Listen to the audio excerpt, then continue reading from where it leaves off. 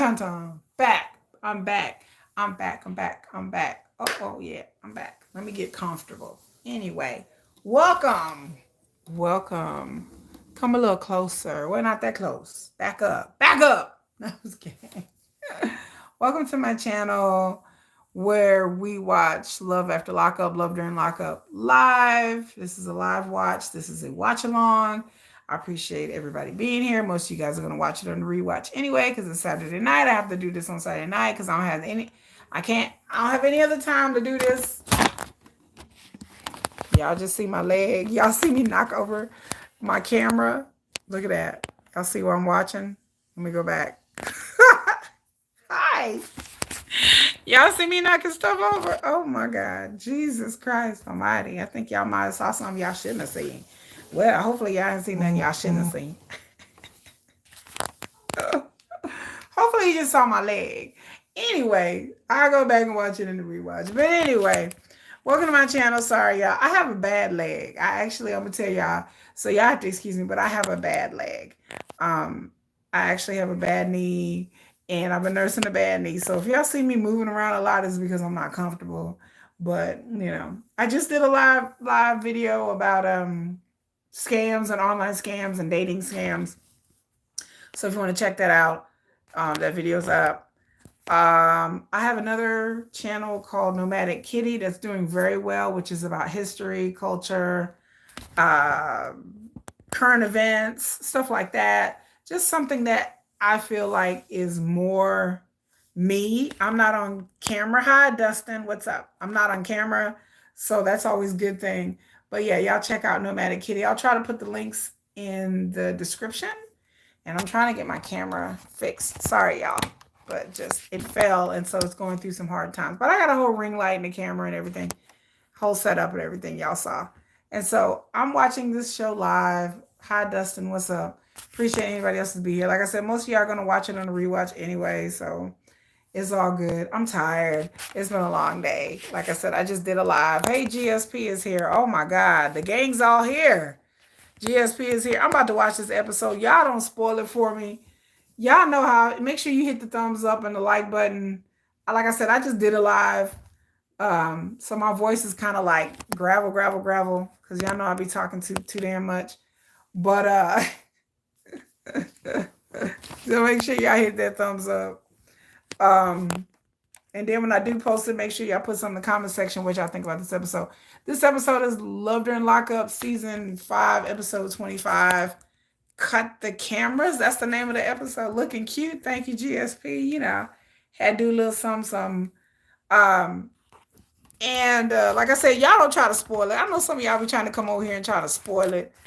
And while I try to set up my camera, I think I got it. I think I fixed it. We shall see. Y'all know, like, I got this whole, like, little tripod thing, and I got this whole, like, little ring light set up, y'all. So we shall see. We'll make sure it don't fall over. But thank you, everybody is here. Last week's episode, I was not impressed. Y'all, I'm just going to tell y'all, last week's episode, I was kind of sitting there like, I was kind of bored. Before I get started, let me address the elephant in the room. There's been some kerfluffle in the reality content creator community, where two content creators that I subscribe to and that I like actually got into it online. And then I posted in my community tab my thoughts and what I thought about it. But I just thought I'd come on here and address it really quickly. And then all I have to say, I'm just going to say this, and I'm just going to say a few things. So if y'all know who I'm talking about, y'all know who. If you know, you know. If you don't know, look at my community tab if you're trying to figure out who I'm talking to. Make sure y'all like, share, thumbs up, and subscribe to the video if y'all know who I'm talking about. So there are two content creators that are having a YouTube beef, which I don't understand, because if I have a problem with somebody personally or something, I think somebody did something foul, I will come and take it to them. I will not post a video blasting people that have done. I feel like they've done me wrong. I don't agree with that at all. I don't agree with people putting people on blast at all. I believe that you go behind the scenes first and you be adults and you work it out and talk it out. I don't believe making videos because when people do that, that makes me think that they're doing it for clicks and views. That's just how I feel. Because drama sells and drama brings clicks and views. So that's how I feel. And the other point I have to make, that as a content creator, a lot of people are talking, a lot of making comments on these videos about things that they don't know about. I can say as a content creator, we can block out terms, we can block out words, we can block out any word. I can block out any word that I want. If somebody comes to my live or come on my channel and they say, I have a list of words that I have blocked out. So if you come to my channel and use one of these words, your comment is not going to post and it's not going to go through. Content creators, we know this. So if somebody, I'm not going to say names, feel like they've been harassed before, if anybody wants to come on here and say the N word or say any kind of homophobic words, all those words are blocked on my channel.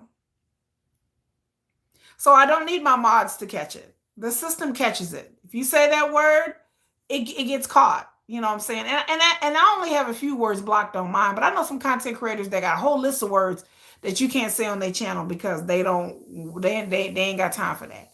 So again, I'm just going to put that out there for everybody just to let that sink in, that we as content creators control who comes on our lives.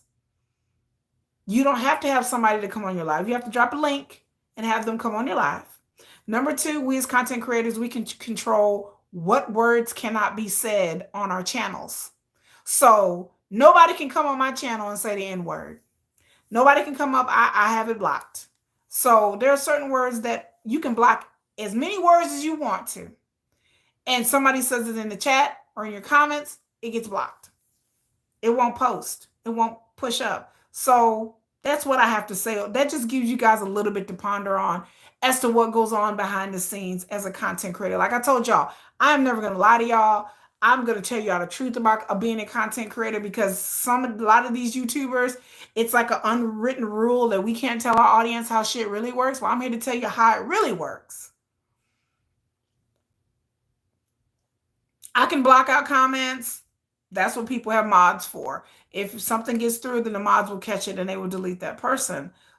All of major content creators who've been around for a long time, they have moderators to stop these comments. That's another part of it as well. And again, when somebody comes to your channel, when you guys come to my channel and comment, I have no idea of knowing what channel you're subscribed to. So I have to say that another thing. I have no way of knowing where you came from, what channels you are subscribed to. I don't look that far into it.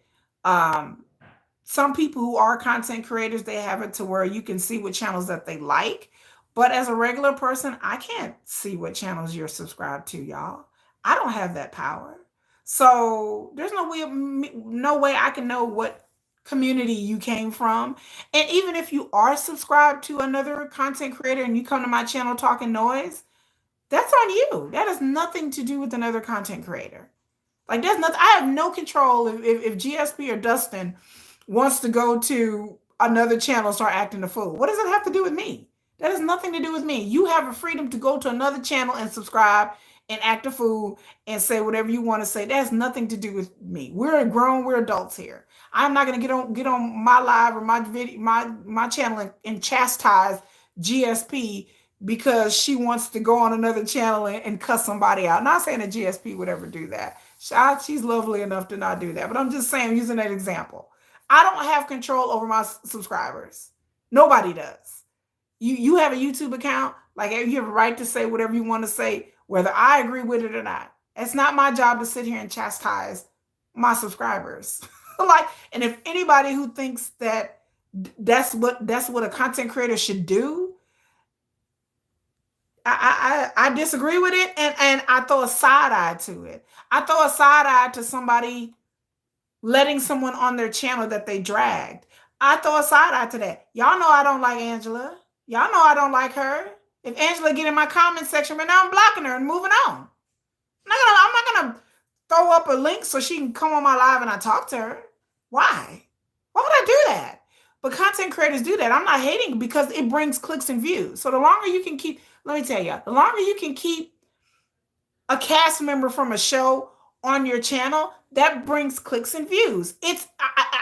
it's a no-brainer. That blink clicks and views. And long if I got Deontay on my channel right now and he started talking, people would see and be like, oh my God, Deontay's on their channel. So you think people are going to stop and watch? Yeah, they are. So the longer I can keep him talking, keep him on here, more people are going to come and watch. That's not shade. That's not clout chasing. That's just good business. We all know this. We all know that content creators do interviews. We know that Amber and Gio, according to Amber, has Chad on her video interviewing Chad today from Love After Lockup. Or Chance, not Chad, Chance. I'm sorry. She has part one of her interview. Like, that's going to bring clicks and views and subscribers to her channel. Why wouldn't she interview him? Amber, according to Amber, interviews people. No shade. Gio interviews people. No shade. That's what a content creator does. So I'm not throwing shade to anybody interviewing anybody and getting on there and cussing them out. Now, just because I would have somebody on my channel and I'd read them for filth, don't mean other content creators would. And I don't expect other content creators to have them on and read them for filth. But I have a right to criticize. Anybody can have a right to be like, you know what, that person should have said this and this and this and this and this. That's your right as a person, as another content creator, to bring that up. Like I said, if any one of these, I don't like these people on these shows. I don't know these people on these shows. It's nothing personal against them. I don't know them. I have no ill will toward them. I've said it before. I do not like Angela.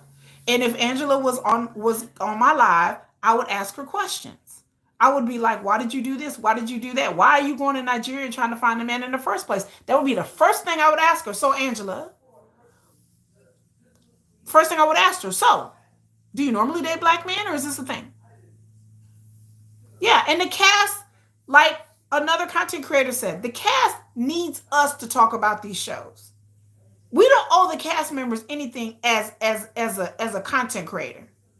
Period. We don't owe them anything. Yeah, we roast them. Like I roast these cast members because they decided to come on this show. They need us to talk about the show.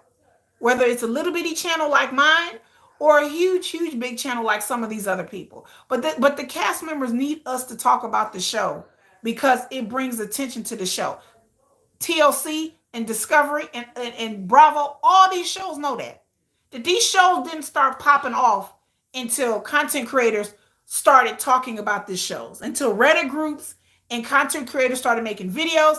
They understand that they need us. It's a relationship that a lot of people have, and people go about it a different way. Some people kiss these people's butts and they become buddy and friends with these cast members. Okay, I'm not hating on that. That's not the way I would go. But if that's what you want to do, you do you.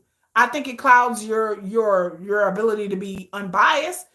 But there are a lot of content creators that get people on their shows and they become friends with the production and they have inside news before anybody else. Hey, to me, that's good journalism. I'm a journalism student. You cultivate relationships and you get inside news. That's just what a journalist, to me, that's what a journalist really does. There's no shade. There's no shade for me. If that's what you want to do and how you're going to grow your channel, you do you.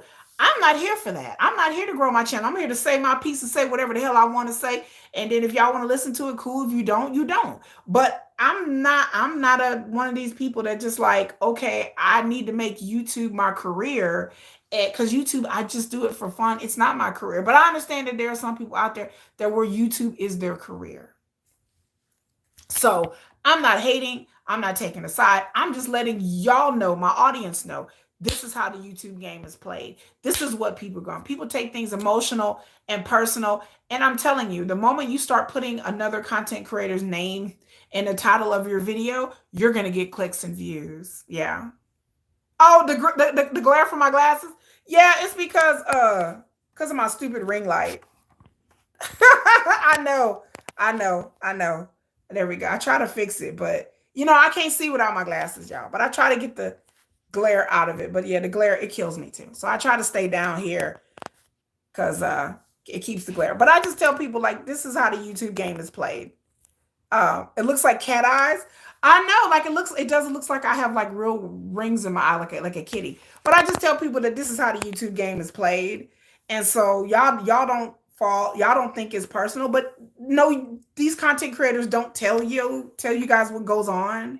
And I'm telling you that drama brings clicks and views. So I'll be like I said, I'm not trying to accuse anybody. Hello, Mr. Brett. I love you, Mr. Brett. But yeah, I know I agree. I hate the glare too, dude. But make sure y'all thumbs up and like. But I'm just trying to tell y'all just this is how the game. I just thought I'd say that before I start because I know some of y'all know who I'm talking about and who these two content creators that are having mad beef, yo. So I know y'all know who I'm referring to and talking about. If y'all know, if you know, you know. If you don't know, you're probably like, who's she talking about? But you know, again, this is the fourth or fifth time that content creators that I know of have been into it. So I don't know. Maybe it's just me. Maybe it's the channels that I subscribe to. But I get tired of content creators that I like end up getting into some kind of kerfluffle. But anyway, we're gonna watch this episode. It better not be boring. How many of y'all watch this episode? You know, I know. Maybe it's us. Yeah, man, I'm thinking maybe it's just me. Maybe I need to. And so I've had to like unfollow a lot of people because, you know, I don't agree.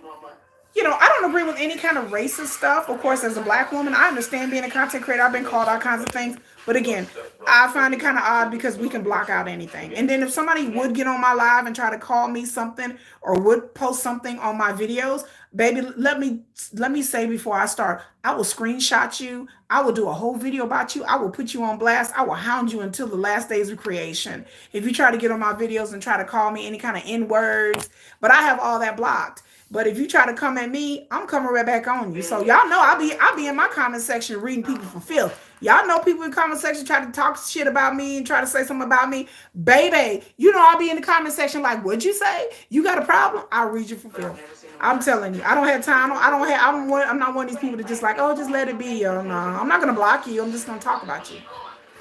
So anyway, let me fast forward past this episode where we can get it on. I appreciate everybody being here. Like I said, make sure you like, share, subscribe. I know y'all got to deal with my ring light. I'm sorry. I try to, but it do look like I have weird, really glowy cat eyes. I think that's kind of cool though. So last episode, old girl was talking to her mother-in-law. She just kept talking to her about money, talking about money all the time. And I thought that was foul. That she just kept going on about some $500. Like, I was about to call this lady and be like, can I get her Facebook? I'll send her $500, girl, if you just let it go. So this is Teeny. So Teeny stood up and she cussing her out. Okay, come on. Well, tell me this. I need you to sit down and tell me this, and then I have a better understanding. She said she needs her to sit down. Oh, she's shaking. She's real mad. She's hurt. At the end of the day, we're gonna have to deal with each other. Oh. No, you don't have to deal with your mother-in-law. I mean, you know, they don't have no kids together yet, so. Oh, she's upset. Oh, she's crying.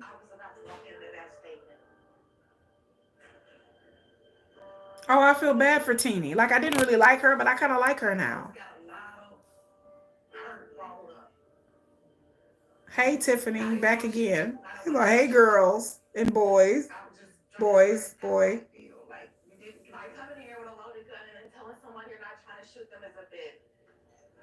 Tell him, Teeny. I feel bad for Teeny. Like, I like her. What? My kids over here. Right now, you know what I'm saying? But for the last 5 years, it's been me and my kids up and down that highway. Me and my kids sitting in the visiting room eating out of a vending machine. Ayona trash box butt. Oh, we just start getting started.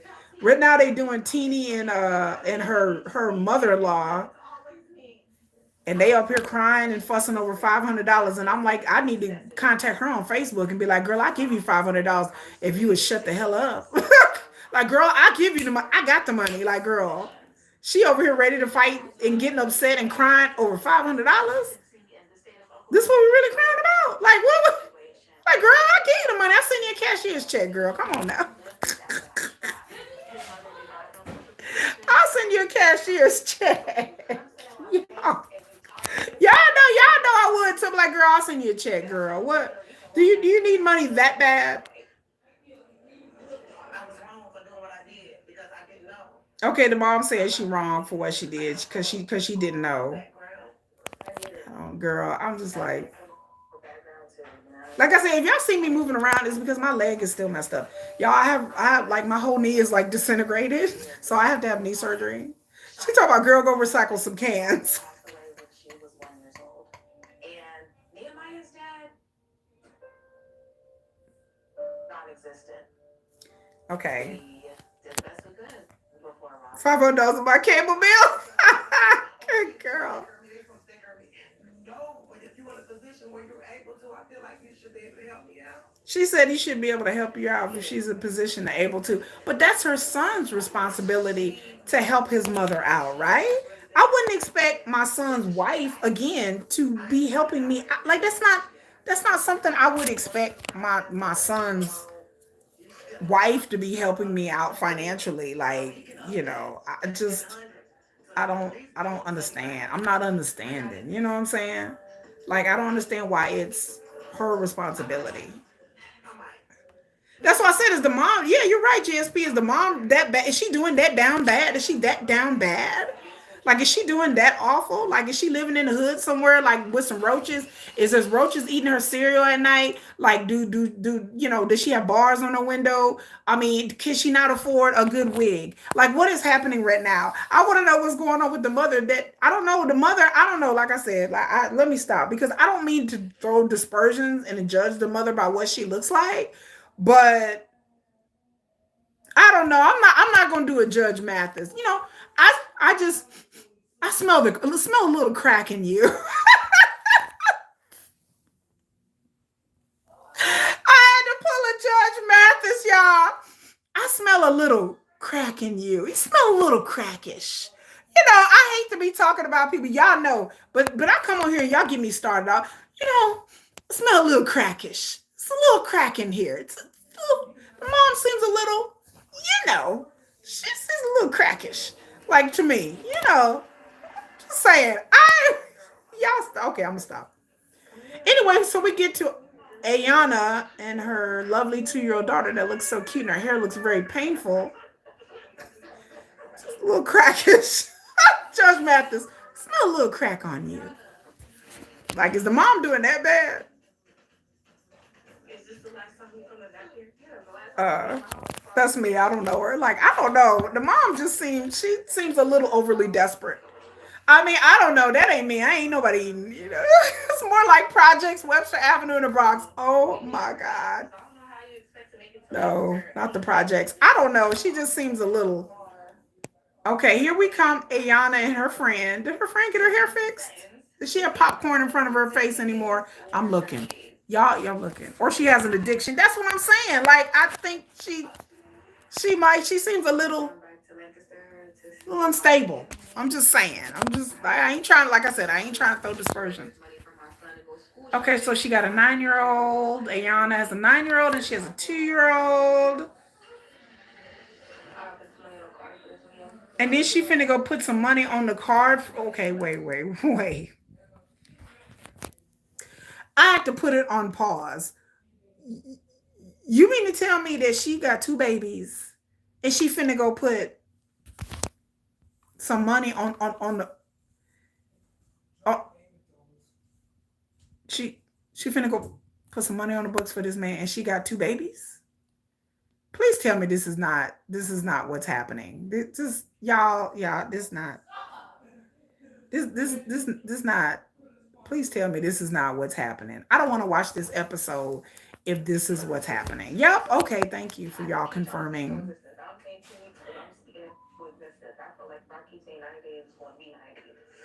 And then her little friend. And look at the little baby. She looks so cute. Look at the little baby. She's so cute. And her friend still got that popcorn in front of her head. I can't with her. I can't with these people.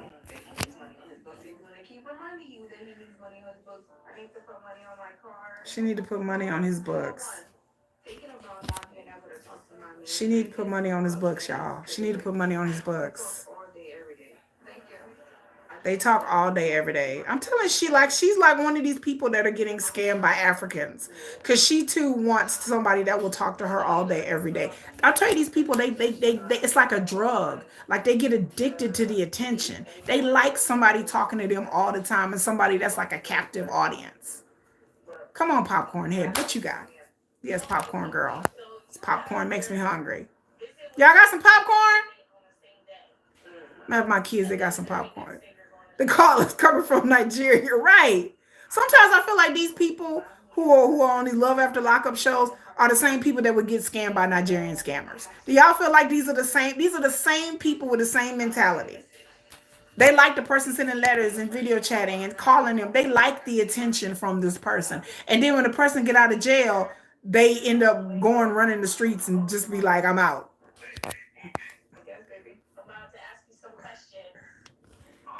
Okay, now she on the phone.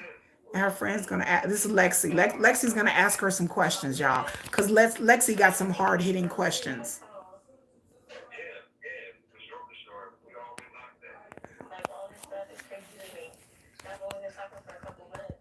They've only been talking for a couple of months? Oh, that's right.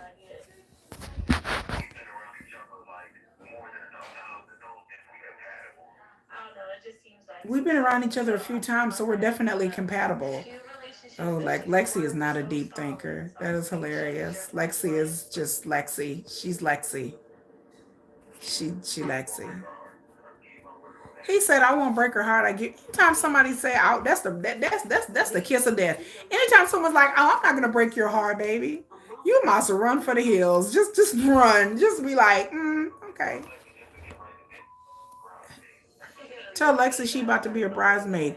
Who gives a f? Y'all worried about that? They get to be a bridesmaid. Ooh.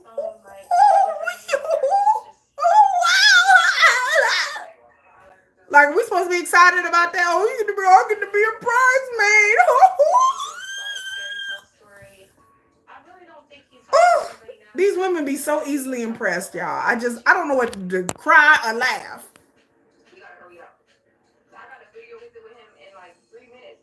She got a video visit with him in 3 minutes. I just, jeez. Okay, now we're dealing with Samantha. I don't know who these people are. These people are new. So coming up, we got somebody new, y'all. We got like somebody named Samantha, I guess. Rick, who's 58, and Samantha's 56. She got a DUI. She in prison for a DUI? Wait a minute. Hold up. What? How's she in prison with a DUI?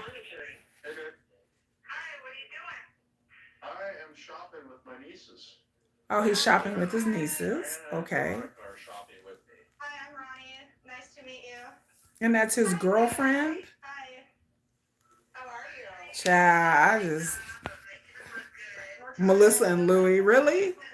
Oh no, not Melissa and Louie. Oh shit. They've been dating 3 months. First of all, first of all, wait a minute. Hold on. What pictures is that? Who is that? What pictures is this? Who is that in them pictures? Can please y'all let me know. Who is that in them pictures? Was that supposed to be her?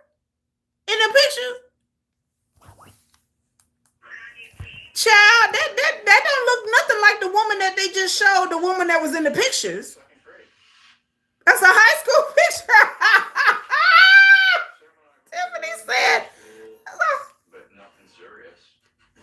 Okay, so they went to high school together. Okay, she was cute in high school.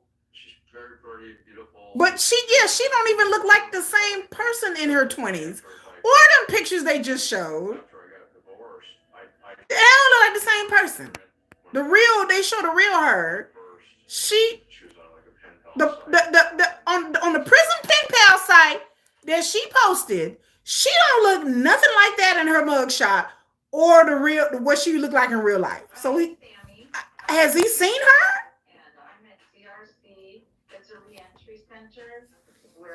Like the picture that was on her prison pal site was like 10 years ago. I'm not saying she ugly, but 10, 15 years ago, she was a very attractive woman. But her in prison right now, baby, I'm like, that don't look like her picture on the prison pal. Girl, she a big catfishing for real.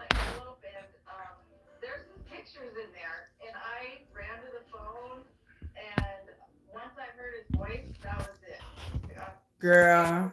Yeah, they do remind me of Melissa and Louis. He's still going back to high school. I can't stand these people that like peaked in high school and then it's been like 30, like he's 58. Like you were in high school, like literally like 40 years ago. Like I don't remember what I did in high school. I was in high school like 30, 40, 30 years ago, 30 something years ago. So these people that peaked in high school and they still going back to what happened in high school and they like 60, that is freaking pathetic to me. Like, really, you ain't done nothing with the rest of your life. Are you still talking? You trying to relive high school? Your glory days was high school? That's just stupid. That's just childish. I don't have children, Oh, he so doesn't have any it's kids just either. kind of like kids to me. That's not bad, right? But they can be a little busybodies, a little nosy. He said they can be a little nosy. Well, you know. And he ain't got no kids. He ain't got no kids. He never been married. Okay. You know, he's talking to his wife, but he's also talking to this other lady. They telling him the game. They like, look, this is how the game is, Uncle. That women and men talk to other people. They could, It's all day, all day. Okay. and so he just don't want to hear it, and they trying to tell him like, people do this stuff online. And I don't want that. I just Oh, she really crying. The niece is crying. Oh, that. Sorry. Okay, sorry. oh, she crying, girl. She up here crying.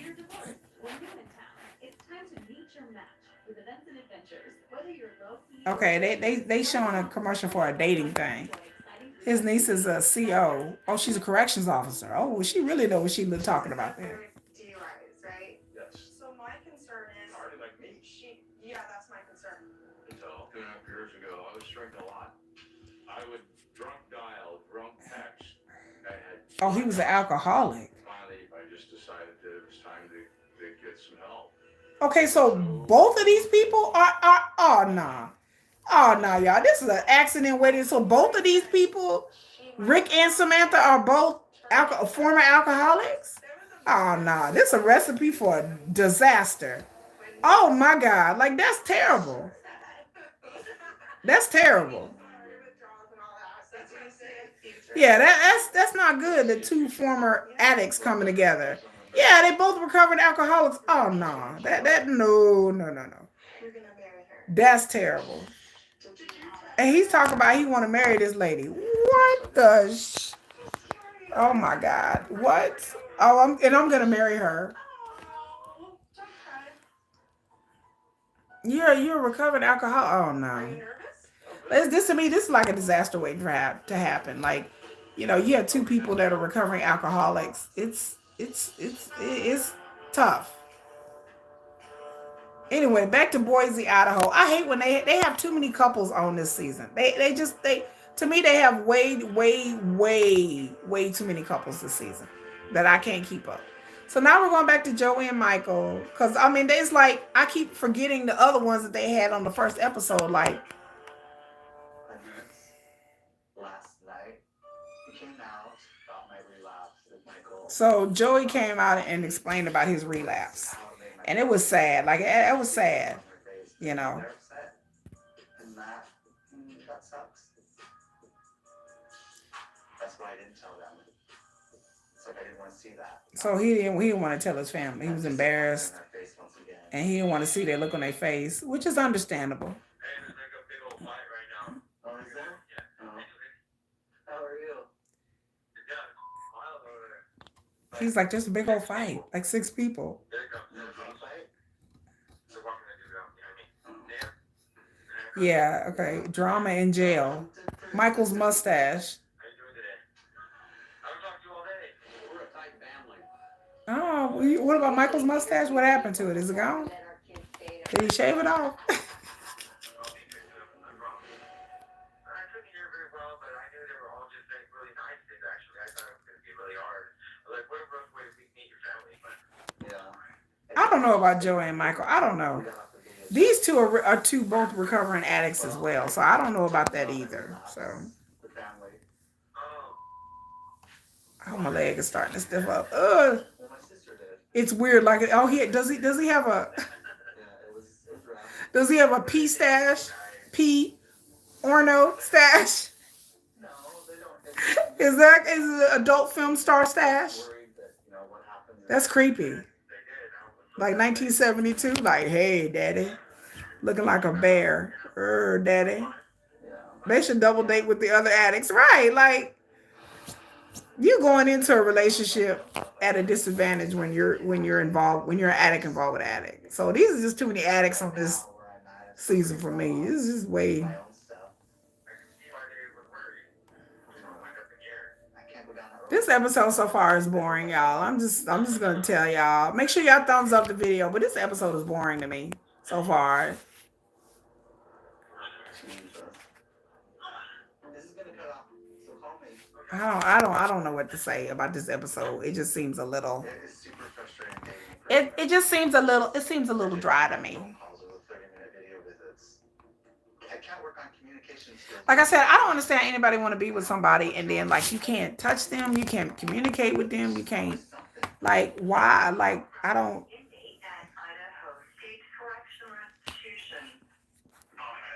I would rate the episode. Tiffany says she would rate the episode a D. Yeah.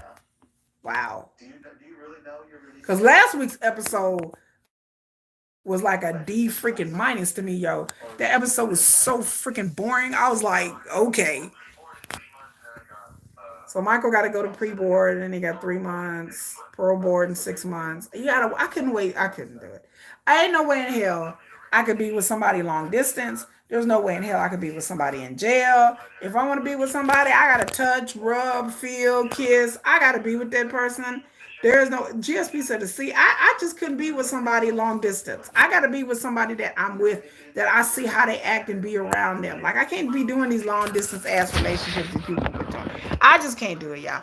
I just be just flipping out on these people. Like it just be wild. Michael ain't giving him a straight answer because Michael probably don't know when he getting out, or he probably do know, but he just don't want to tell him because he'd be like, if I tell him when he getting out, he probably ain't gonna want to be with his ass no more. He like, if I tell him I ain't getting out for another year or so, he's probably gone. What happens if you're not gonna get out for 5 years? What does that look like? And for me, maybe that I'm not gonna be there. Right. Maybe that's why he's not telling me. Maybe it's not why he's telling him. Yeah, because he probably like, shoot, I don't know.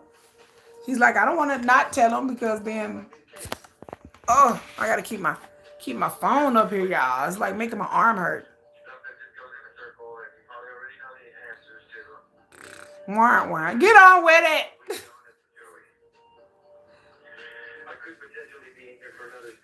He could potentially be in there for another 6 years. What? What? 6 years? Woo! Well, I'll be like, well, it's been nice, Michael, but I choked the deuce off. Where my remote at? Y'all, I'll be like, well, this been fun, but chunk the deuce on him. I'll be like, I can't be, no, I can't, I'm not in this for life. Okay, let's see what else. Who we going? Now we dealing with True and this chick that was having a potluck, a ghetto ass lobster bake. I don't know. I'll leave you 50 on your books and be like, out for real. At least give 100 and be like, you have a nice life. Bye. So True and lobster bake. I don't know her name. What's her name? Oh, Shanta. Lobster roll. They want to open a restaurant together. Hold on, I'm gonna take off my glasses because I can't deal with it, y'all. So lobster roll. They want to open up a restaurant. He's gonna cook a seafood omelet. What?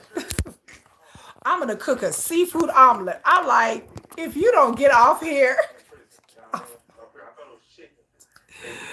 restaurant, it'll never work right. I'm like, y'all finna go to restaurant? Oh my God. These people in their dreams, they're just dreams. He gonna throw some mozzarella cheese in it. Everything crab. Everything crab. Crab here, crab there, crab everywhere, crab. And then just throw some cheese on it with a little bit of grits and water. And I promise you, boom, you got it. You got it, boo. You got it. If that ain't a prison ghetto meal, I don't know what one is, child. It is. She over here up here cooking.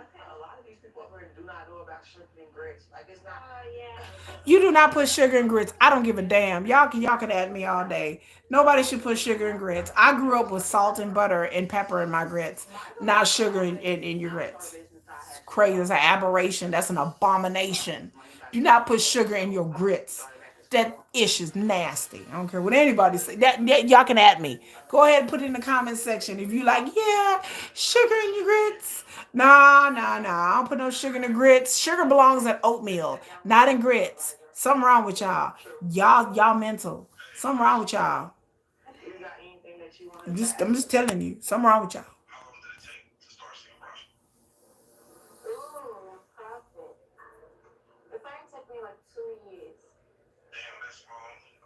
She said 2 years, and he said that's long. Oh my God. I don't understand this relationship. I just don't get it. Like, were we bonding over crab and lobster in restaurants? Like, what is happening?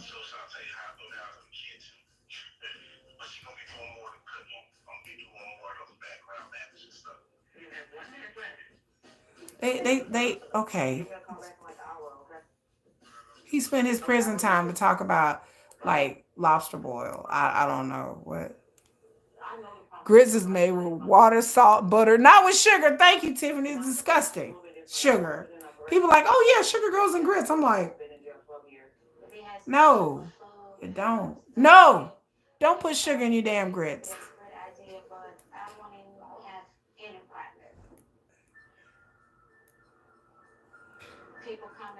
What is going on with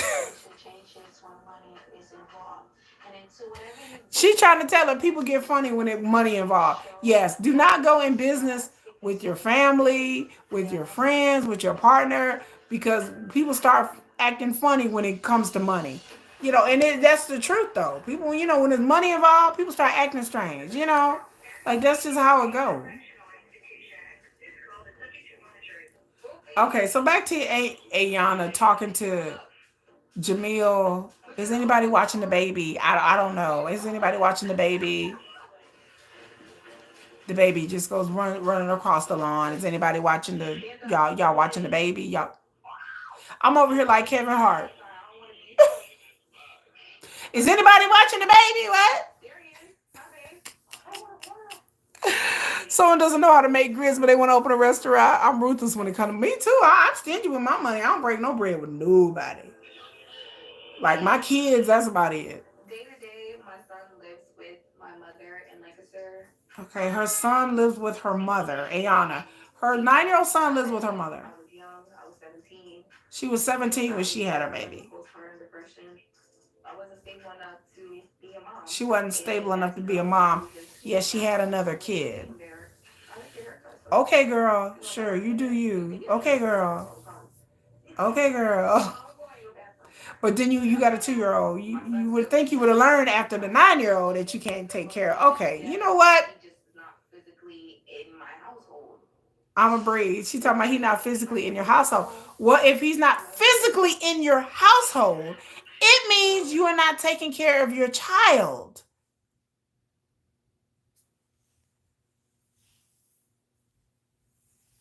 So that means you the baby daddy.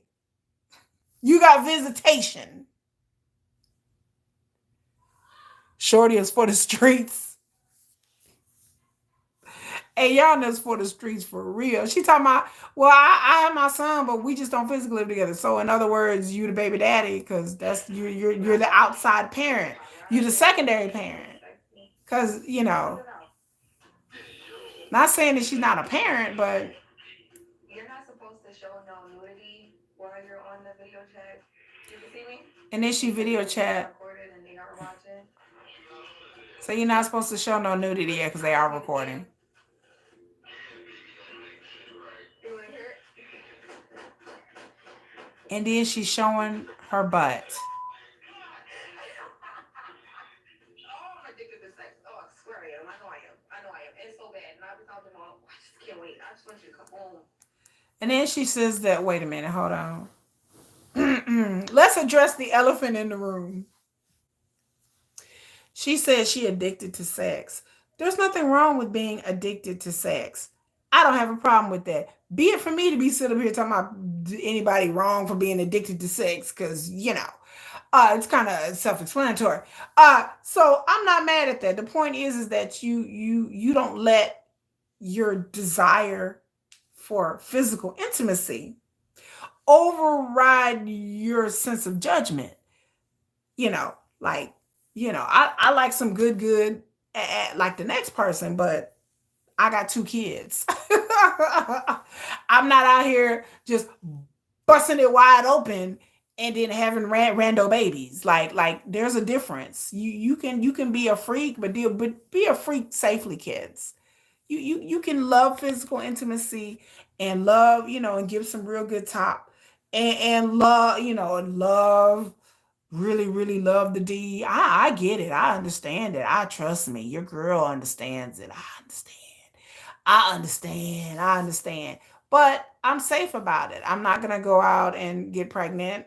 I'm not gonna go out and practice, do unsafe things that'll put my livelihood or my health at risk. So yeah, I don't have any problem with people really liking physical intimacy, but doing it with somebody who's been in prison, now I throw a side eye to that because I don't trust any one of those men and women in prison. I don't trust no dude in prison that he's not being a power bottom for somebody or somebody's power bottoming him. I don't know. But I just don't trust no dude in prison that he ain't got no good from somebody else, from another man. So I don't trust that.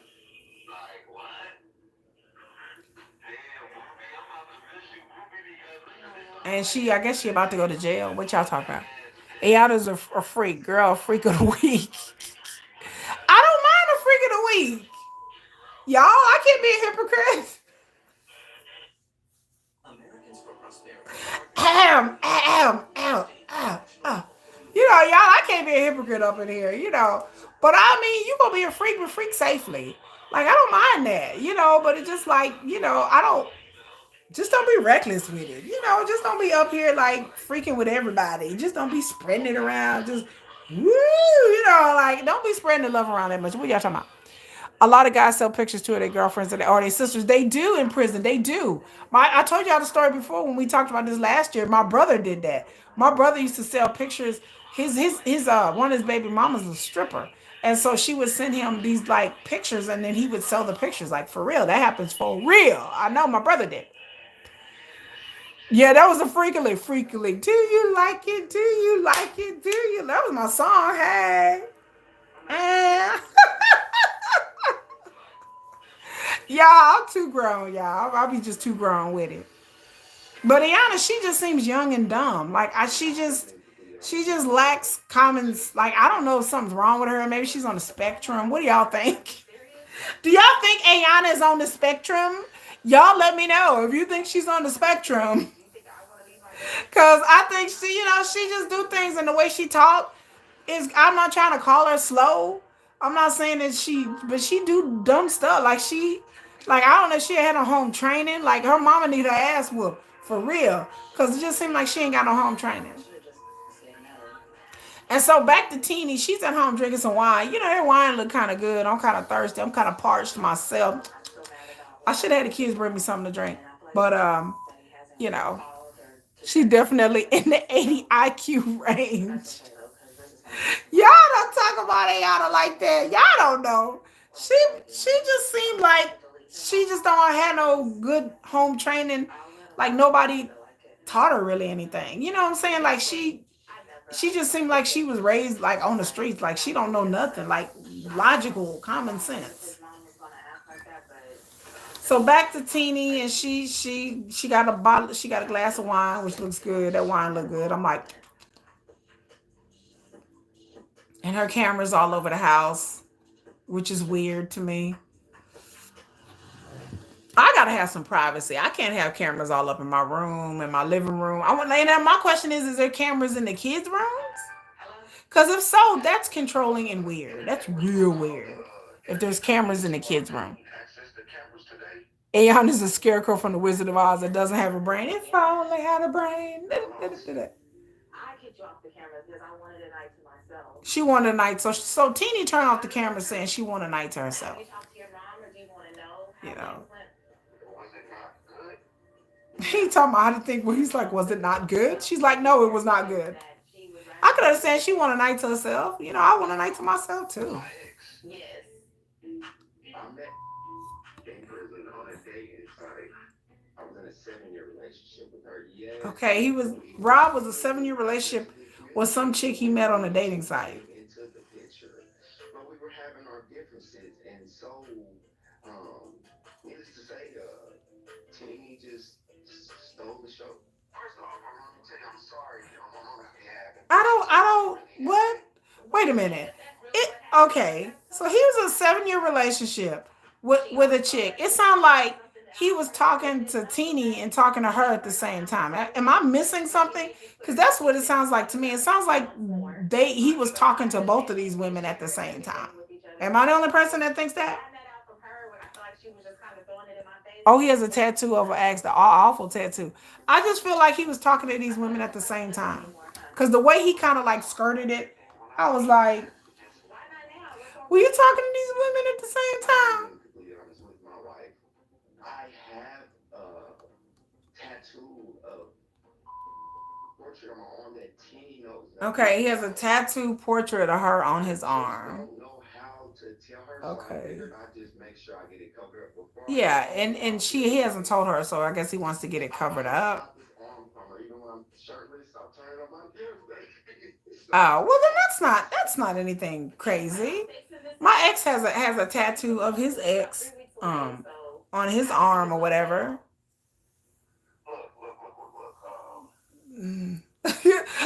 Just ask me how I feel about that.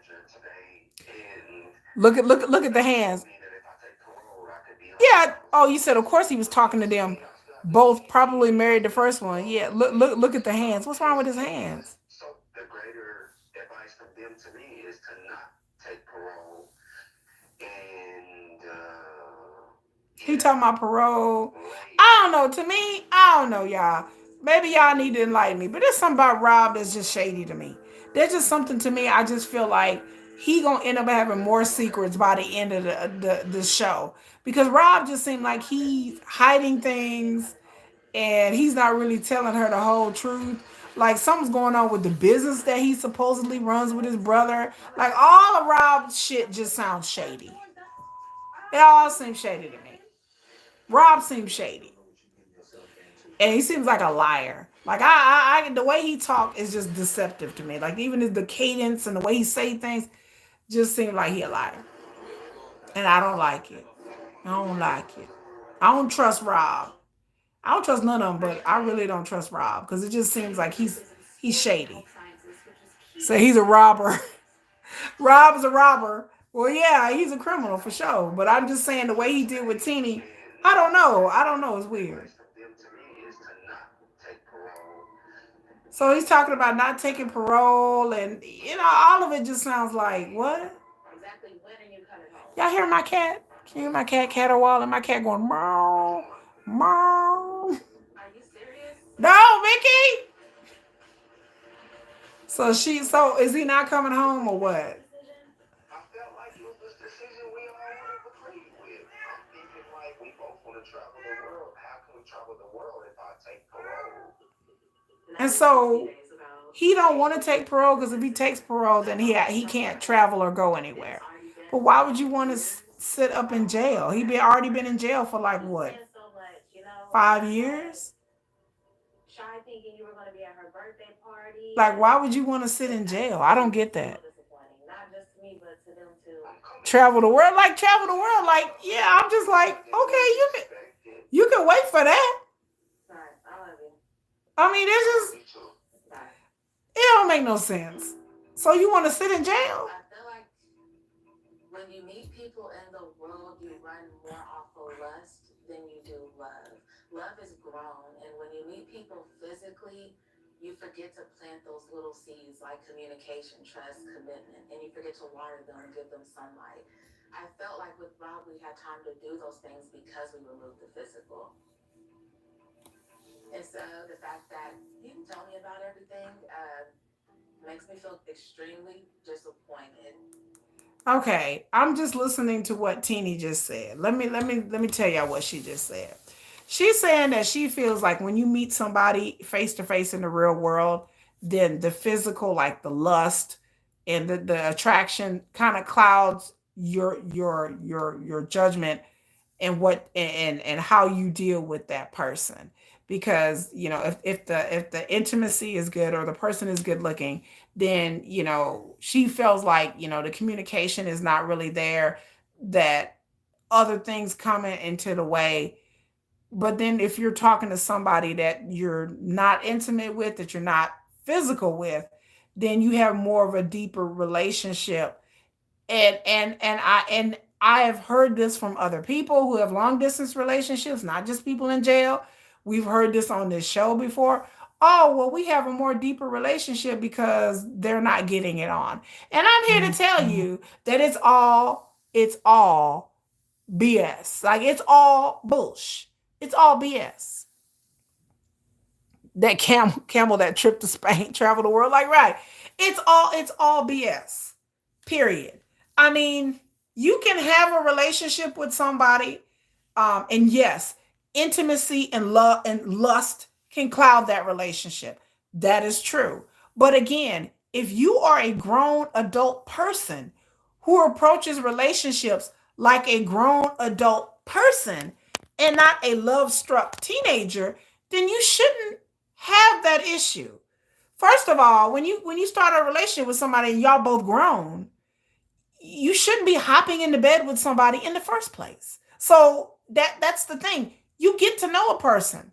You get to be around a person before, like, oh, I'm just gonna hop into bed with somebody I barely even know. And then the sex get good. And then next thing you know, that's all y'all really have in common. You know what I'm saying? Um, I thought the same. It's all crap. My ex and I were deep in love on the phone. He showed up and it fell apart. He's awful in person. Exactly. So again, over the internet and over the phone and through jail, you can pretend to be anything you want to be. You can say anything you want to say. You can tell this person everything that they want to hear. To me, the proof has always been actions. I can't talk to somebody over the phone, long distance, in jail, wherever they at, and know what kind of person this person is. I want to see how you act in person. I want to see how you treat me. I could say anything to anybody. I could be like, oh, I love you, and oh, I can tell you my quote unquote deepest dark secrets and share everything with you. But then the moment we get together, you realize, okay, this person is nothing like I envisioned. Over the phone or over the internet or in prison, they pretended to be one thing, and then they come out and they come live with you and they something else. So talking to somebody is not a litmus test for a relationship. I'm just gonna tell you right now. And if you keep getting in relationships where the physical, the sexual clouds your relationship, you need to step back and reevaluate yourself, because you need to stop falling into lust and stop getting into physical relationships with people very quickly. You understand what I'm saying? And I understand that's easier said than done. But you need to set some boundaries from the get and tell the man or the woman who you're trying to get with, look, I'm not going to sleep with you. I'm not going to jump into bed with you. If it do happen, it happens. But the fact that people are equating sex with love, first of all, it happens. It's not something unusual. But you have to, but I fell down that trap many a time. I mean, whoo, many times. Because I am a physical person, because I'm a very sexually aware person, I had to understand my mindset and learn to evaluate what I really wanted in a relationship. And I was the type of person when I was younger, not when I'm grown, but when I was younger, that I would equate sex with love. And now I understand that sex isn't love, love isn't sex, physical intimacy is not a connection. And but it take me growing up and realizing that. But like I said, some people never realize that. Some people hop from man to man to man to woman to woman to woman to relationship to relationship without even taking a breather and reevaluating and letting themselves heal from the last relationship. They hop into bed with the next person. So it sounds like from what I'm hearing from Teeny, now she realized that Rob didn't tell her certain things, and he's just kind of like, yeah, I just decided this is going to be best for everybody. And he really didn't consult her. And I guess she thought by having a man in jail where it's not the physical, that somehow that was going to make her relationship more meaningful and better. And it's not. Communication is great. Communication is good. But it's actions. It's always actions speak louder than words. Somebody can butter you up and love bomb you all day, but if they treat you like crap or they disrespect you or don't listen to you, then that's not a relationship that I want to be in. I don't know about y'all, but I don't want to be in a relationship where a man just do his own thing and I'm just sitting here like, okay. I've had a relationship like that. I've been in a situation like that. It reeks of DV. He reeks of DV. You said it, not me.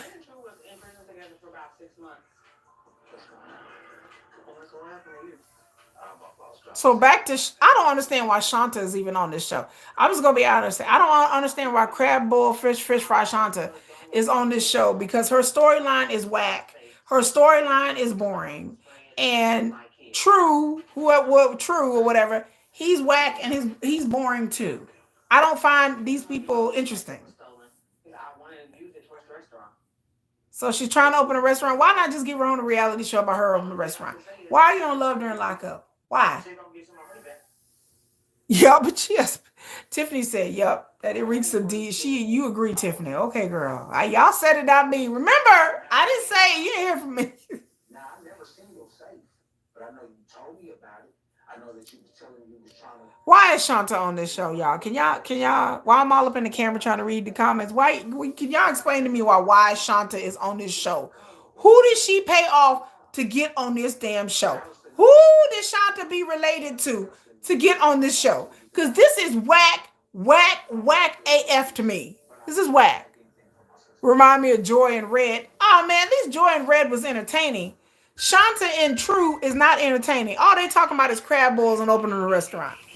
And I'm like, please get your own reality show on the Food Network. Please do. Not here. What's up, bro? How you doing? Yeah. Oh God, now he the dude sitting next to her like you finna give her money back. Okay, so the big brother took some money or something for a restaurant and he lost it. I don't know. Mr. Krabs got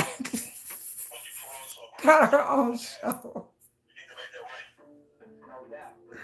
Cause I'm like, is this about opening a restaurant and losing money? Is this the third season of The Bear? What is happening here? Cause I'm like, this should be on another show. This should not be on this show.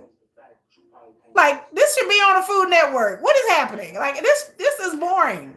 This ain't got nothing to do with no relationship. This is about her opening a restaurant, lost some money, her brother. Food Network. Why is this not on Food Network?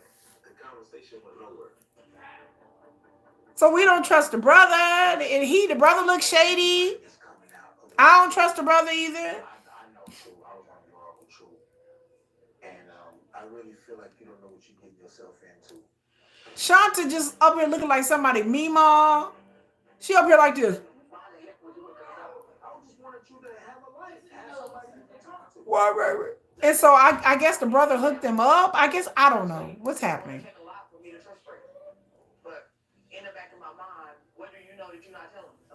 Oh Lord, he probably know a lot about True. True probably gay. True probably got a boyfriend in prison. Who knows?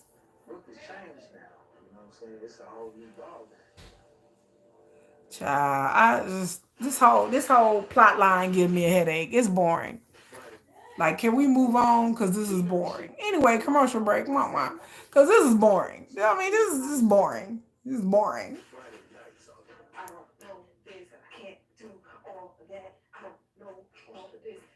tough and like you go my ankle is bad. Come on, are you doing it with us? Okay, back to Ayana. She over here dancing with her son. And I guess this is what we people do. I don't know. I ain't never danced with my kids ever, but okay. All right, y'all. Take me upstairs real quick so I can take you some. Okay, and I guess she finna talk to her mama. This I gotta see. I'm waiting for this. My couch. My feet are clean. I'm about to go to jail in a couple days. The mom is like, get your feet off my couch. For being high driving, the most Yikes. dumbest charge they ever came up with in America. If my mom can't take a mirror, then I don't know what I'm gonna do. Nor I go to jail. So I need you to. I mean, Like I'm listening to the mom. I'm like, I need you to take me to jail. y'all see my hour too.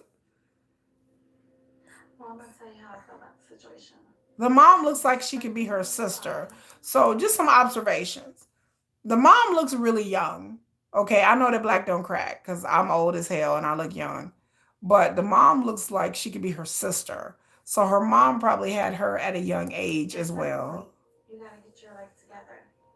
Because it's okay when you want to do and it only affects you. But when it affects other people and involves other people and spills in other people's lives, it becomes a problem. Look at me, I had 2 kids out of high school. Yes, you did. Oh, she had 2 kids out of high school. Because I work full time. So now, depending on how long you're going to be in there, I'm going to have to take days off. I'm not going to get paid for my days. And I still have a whole. Also, the mom's saying she got to take care of these kids and she got to take days off. But how do you think I feel about it? I'm irritated. You think I want to leave my daughter and my son and go to jail? No. You think I want to do all this? Don't do that. Don't do that. Because I feel like you're not. No, it's not because it's out of my control. But like, what do you want me to do? You're getting mad at me like I can control this stuff. Stop doing dumb. Seriously. She told her mom she act like she can control it. Her mom is like, but she can control it. Like you was obviously smoking weed in the car while driving. Like that's just dumb. You would think, okay, I don't want to go to jail. I don't want to get pulled over, so I'm not gonna do this. You know. Oh, she told her she needed to be here. She's her mom. But like it gets to a point where like Yeah. enough is enough. She's selfish. I'm being here supportive, but not to pick up all your pieces. No, that's what my man's coming home for. Oh wow. Oh wow. I don't even want to know. Oh wow. I don't even want to know what kind of life she was raised. And that's the end of the episode. We end with Ayana and her mama. I don't know what to think about the mama. I don't know. I just hate when parents didn't raise their children, right? And then they expect their kids to make different decisions than they do. You have to lead your kid to making different decisions. She had 2 kids, apparently out of high school. And so I think people just need to understand that when you have kids young, that a lot of times that puts you at a disadvantage and you as a parent at a disadvantage. So that means you have to work extra hard to keep your kid from following you down the same road that you went down. So I don't know. I don't know the mom. I don't know. Like I said, she looked really young. So when she said that she had 2 kids out of high school, that means obviously the mom didn't have the best life either. And so, you know, I don't believe in generational curses. That's just too woo thinking for me. I just believe that people are a product of how they were raised in their environment a lot of times. And it takes a lot to break that. It takes a lot to break the cycle of poverty, especially. And it takes a lot to break how you were raised and in the environment you were raised in. And it takes a lot you really have to really be taken out of certain environments and see a different way of life in order to stop the cycle. Because, you know, like I said, this is somebody coming from somebody who's lived it.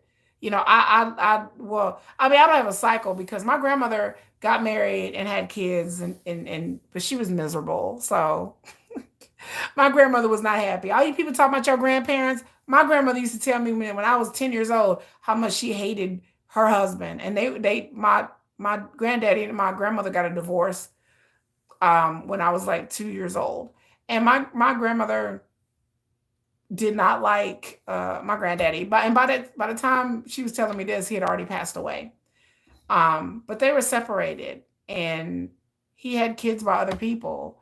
And so, but my grandmother was old school. She did it the right way. But then my mother became a teenage mother, and I was damn well sure I wasn't going to do that. I did everything in my power not to be a teen mom, or having a kid at a young age. And it is through luck that I did not have a baby. Because I was out living reckless when in my 20s. And so it was just luck. But I was always on some type of birth control, because I was determined. I have a lot of friends that have babies. They have kids that are like 20 something years old. I'm one of the few that had babies in their 30s. All of my friends have kids that are 20 something now, or I think my friend Carrie, she's my age, and her kid is like, she's a grandmother. She's my age and grandmother. I couldn't imagine being a grandmother, y'all. I couldn't. Can you imagine me being a grandmother? Child. I cannot be a grandmama. I mean, she's a whole grandmother. Like, I watched her daughter grow up, and her daughter's like 20 something, and she's a grandmother. And her grandson is like 5 now. And I'm just like, I got a 10-year-old. But I waited so long to have children, because at one time I didn't want to have kids at all. I did not want to have children. I thought about getting my tubes tied, and I didn't think I would ever meet anybody. I didn't think I would ever get married and have children, because I was like, that is not for me. Because I just saw all my friends struggling, they struggled. Yeah, this GSP said Ayana needs a whole reprogram and she's lost. That's true. Um, how do you have a mom that says no feet on the couch? You end up sliding down a pole. Yeah, the mom does look younger than her. I don't know GSP. I don't know what's going on with the mom. The vibe I get from her mama is just kind of like one of these mamas that worked all the time and she really didn't have time for her kids, which is sad. But oftentimes that's just how these things kind of go. And so it's sad, to see, like, just generations of lost children out here. It's just really sad. I feel bad for Ayana. She just really needs somebody to show her a different way of life than stripping and smoking weed and drinking and hanging out with ex-cons and having a best friend that got popcorn for hair. She just need a whole different group people around her. Take this money that she's getting from the show and go out there and get her education. You know what I'm saying? Get a good babysitter that ain't your mama, and take online classes, and just go, improve your life. Improve your life. And it's hard to improve your life. Like, it can be expensive, it can be taxing, but it can be done. But it's hard to beat a hood mentality. Like, you know what I'm saying? Like, I again, as somebody who has a bunch of family in the hood, it's hard to beat that hood mentality. Like, I see it with my cousins. I see it with my niece and nephews. Like, it's hard. Like, and they're like, well, it's easy for you to say because you got money and you're stable. And I said, no, but I work hard to get here, though. I didn't start out life like this. I didn't start out life like this at all. My life started out worse than their lives did. But I wasn't in love with the hood, though. Like, a lot of people like that lifestyle. I did when I was younger, but once I got to be 22, 23, I was like, okay, I'm over this. Like, I can't keep doing this forever. Like, I just got tired of it. I was like, I'm going to college. I'm doing something different. I'm hanging around different group of people. I moved away. I told y'all before I moved away, I changed my phone number and just got a whole new set of. I got a bunch of like college friends, and that's what that I didn't look back. Like, once I got out of hanging around with the same people I was hanging around and drinking with, my whole life changed. But I had to make that decision. And then on top of that, I didn't have any kids. I think if I would have had children, my life would have turned out very differently if I would have had kids at an early age. I wouldn't have been able to go to college and do the things that I did. But then again, I stayed strapped up. Like, I always was on birth control. I never wanted to have a child at an early age. To me, it seemed silly that when I could get on birth control and use the VCF, yes, VCF, yes, VCF, the contraceptive films, you can buy those over the counter at any CVS, Walgreens, Walmart. and I would fold the little thing up and you just shove it up there, and it kills sperm. So I mean, I wasn't gonna get pregnant. Like I was on birth control and using the contraceptive foam and the film. Like just keeping it real, y'all. Like full disclosure, I was determined not to have a baby out of wedlock. I don't care what I had to stuff up in there to make sure. I don't care if I had to stuff cotton balls up there, cotton balls in my hole. I would have did that because I was determined not to have no baby out of wedlock. I was not ready. I was not mentally, emotionally, financially, physically ready to have no child at no 22, 23 years old. I had too much hoeing to do. I was like, the whole life's to go life, and I'm finna live this life to the fullest. And baby, trust me, I did. But I was determined not to get no diseases, and I was determined, sure and determined not to bring no child in this world. When I know I was out partying, I was living my best damn life in my 20s. I was partying. I was dating. I was partying. I was going to school. I was working. I had a very full plate. So a child was not on the agenda. So I was out there saying the whole life is to go. I was living my best life in my 20s. I was having all kinds of fun. So with all kinds of dudes. So no way. She's young. She has time to educate herself. She does. She still has time. She's very young. She has time to change her life and turn her life around. And if she's on this show and she's getting paid to be on this show, I would ditch the ex-con and I would just go live my life. You know, I would get paid off this show.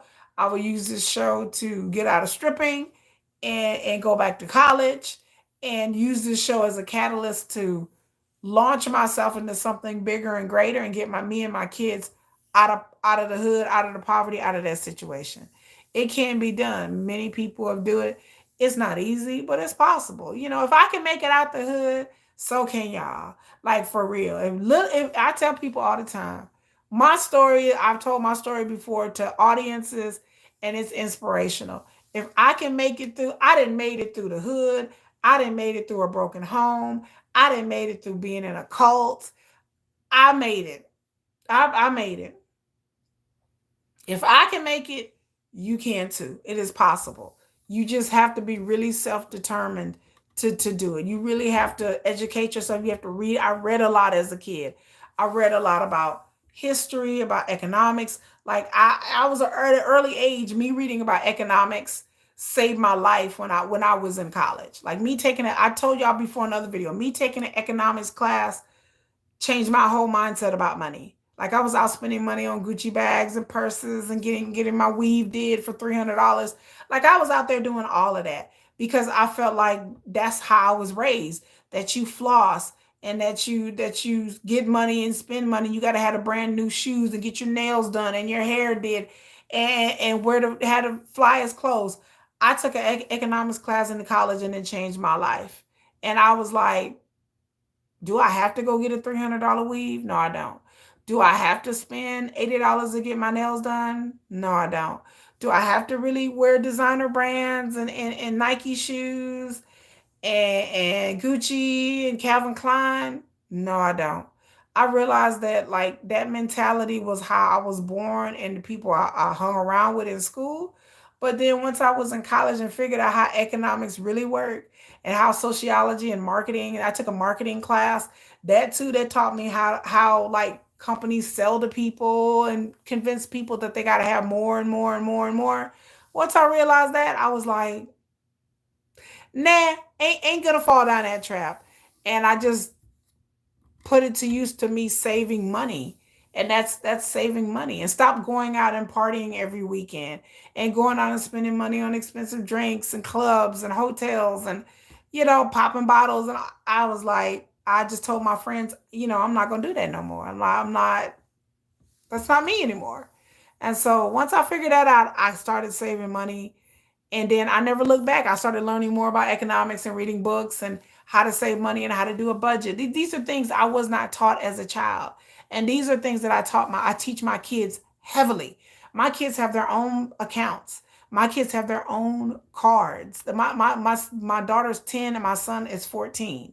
They have their own accounts. They have their own cards, bank cards, where they get allowance, they get money deposited in the cards, and they learn how to save. They have courses that they take online that it gives them money in their allowance whenever they take these financial courses.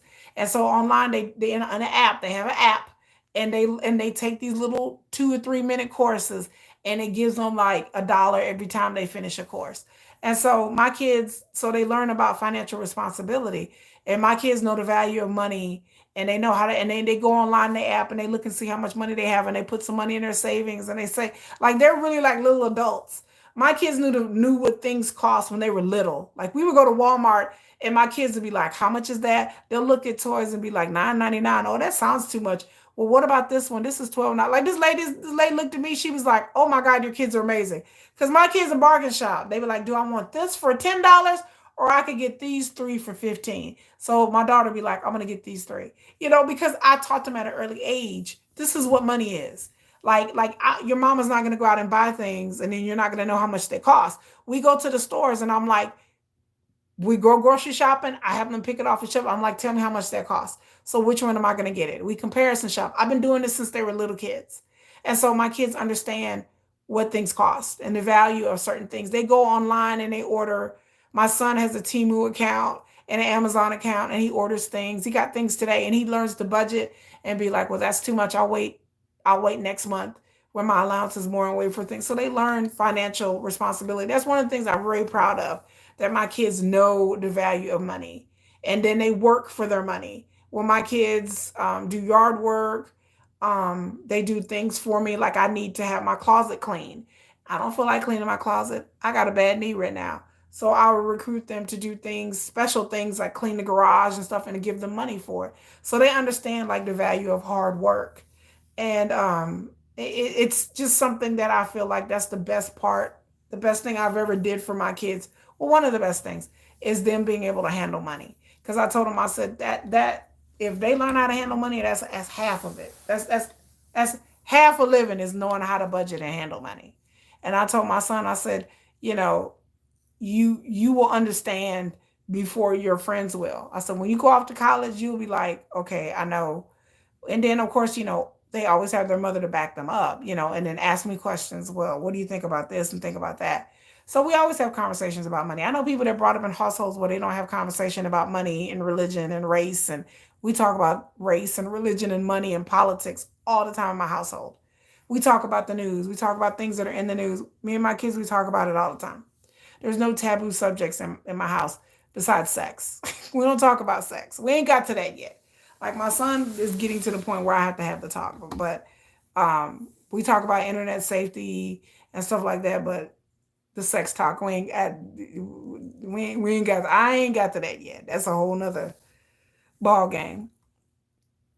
Yeah, it's a card for kids. I haven't heard of copper. No, my kids, they do Go Henry. Hyper consumerism. Yeah, it's a very sense of, it is a hyper. We live in a very capitalistic, consumer driven country, where it's about what kind of car you drive, what kind of house you have, what kind of, like I said, I fell into that trap of all of that. When years ago, when me and my husband together, I went out and got this big old house. We lived in this big 2-story house, and I'm like, it was hell to clean. It was a 5 bedroom, 4 bathroom house.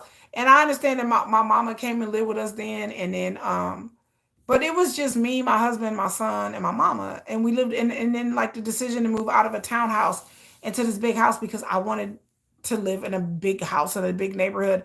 After a year there, I told my husband, I was like, "I want to move. I want to get out of this house. I want to get something cheaper."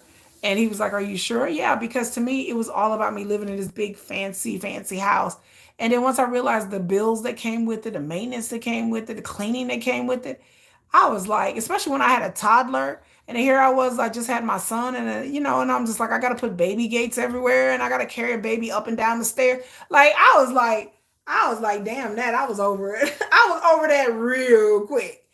Over it, over it. I was like, I ain't carrying this baby up and down no damn stairs. I'm over this. So we moved into a smaller, we downsized into like a townhome. Like, so we went from a townhome to a big ass house, back to a small townhome, because I was like, I just, but just the idea of I want to live, I want to have nice things. You can have nice things. But I'm to the point where now I'd rather have money in the bank and I'd rather be able to travel and go where I want to go than to have a nice car or a Gucci bag. I want to go where I want to go. Right now I can take off and we can go anywhere we want to go. Like during the summer, if my knee is okay, y'all, I didn't take my y'all. My knee is messed up. Like when I say my knee is messed up, it's messed up. So hopefully this summer we will be able to travel because I'm headed towards knee surgery. I believe like I'm in physical therapy twice a week right now, but I think I'm headed toward knee surgery. So my knee is pretty bad. I have like I have three meniscus tears.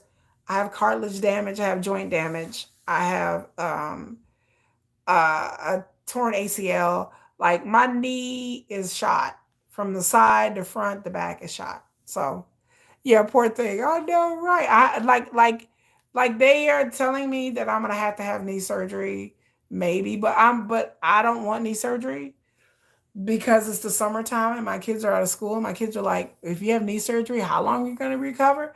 And I recover real fast, and they're telling me recovery won't be too long. But I'll do anything to keep from having knee surgery. So it's physical therapy. And I did go to physical therapy last week and it did help.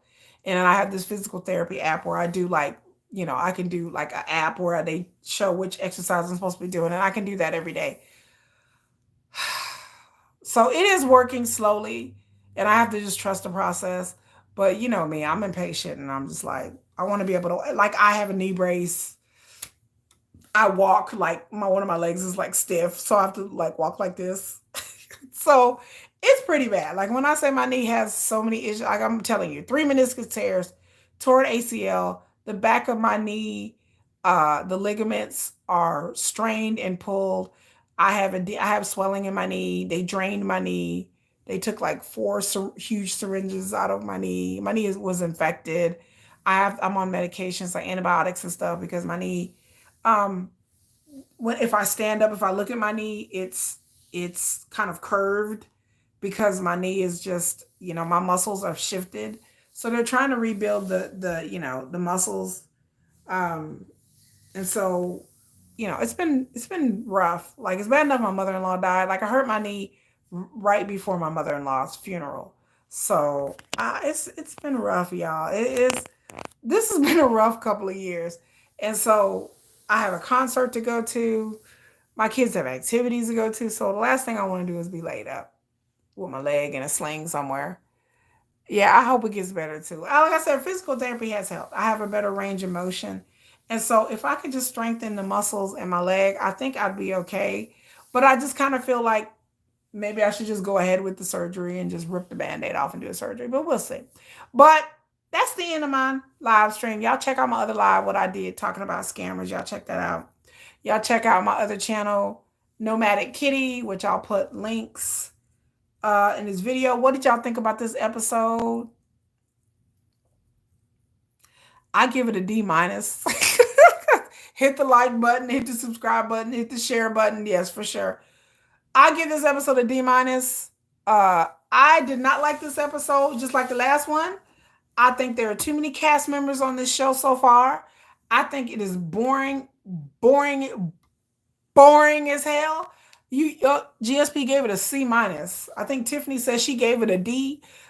I give it a D minus. This is just as bad as it was last week, if not even worse. There are too many cast members on here for them to focus. I like focus on what we're doing. I just feel like there's too many people on the show. They can't devote enough time to really. And then it's just. I understand that I'm glad that they picked all new people, but this is unless something else is coming up, this is not fun for me to watch. This is kind of boring. I'm going to watch, the next episode until, next week. I'll be back here next week on a Saturday. But I'm just telling y'all, if this show doesn't improve, I'm going to end up doing recaps of the show instead of watching it live. I'm just going to do recaps because I can't sit here for like a whole hour and sit through this show. And it's just like, I'm just sitting there like, okay.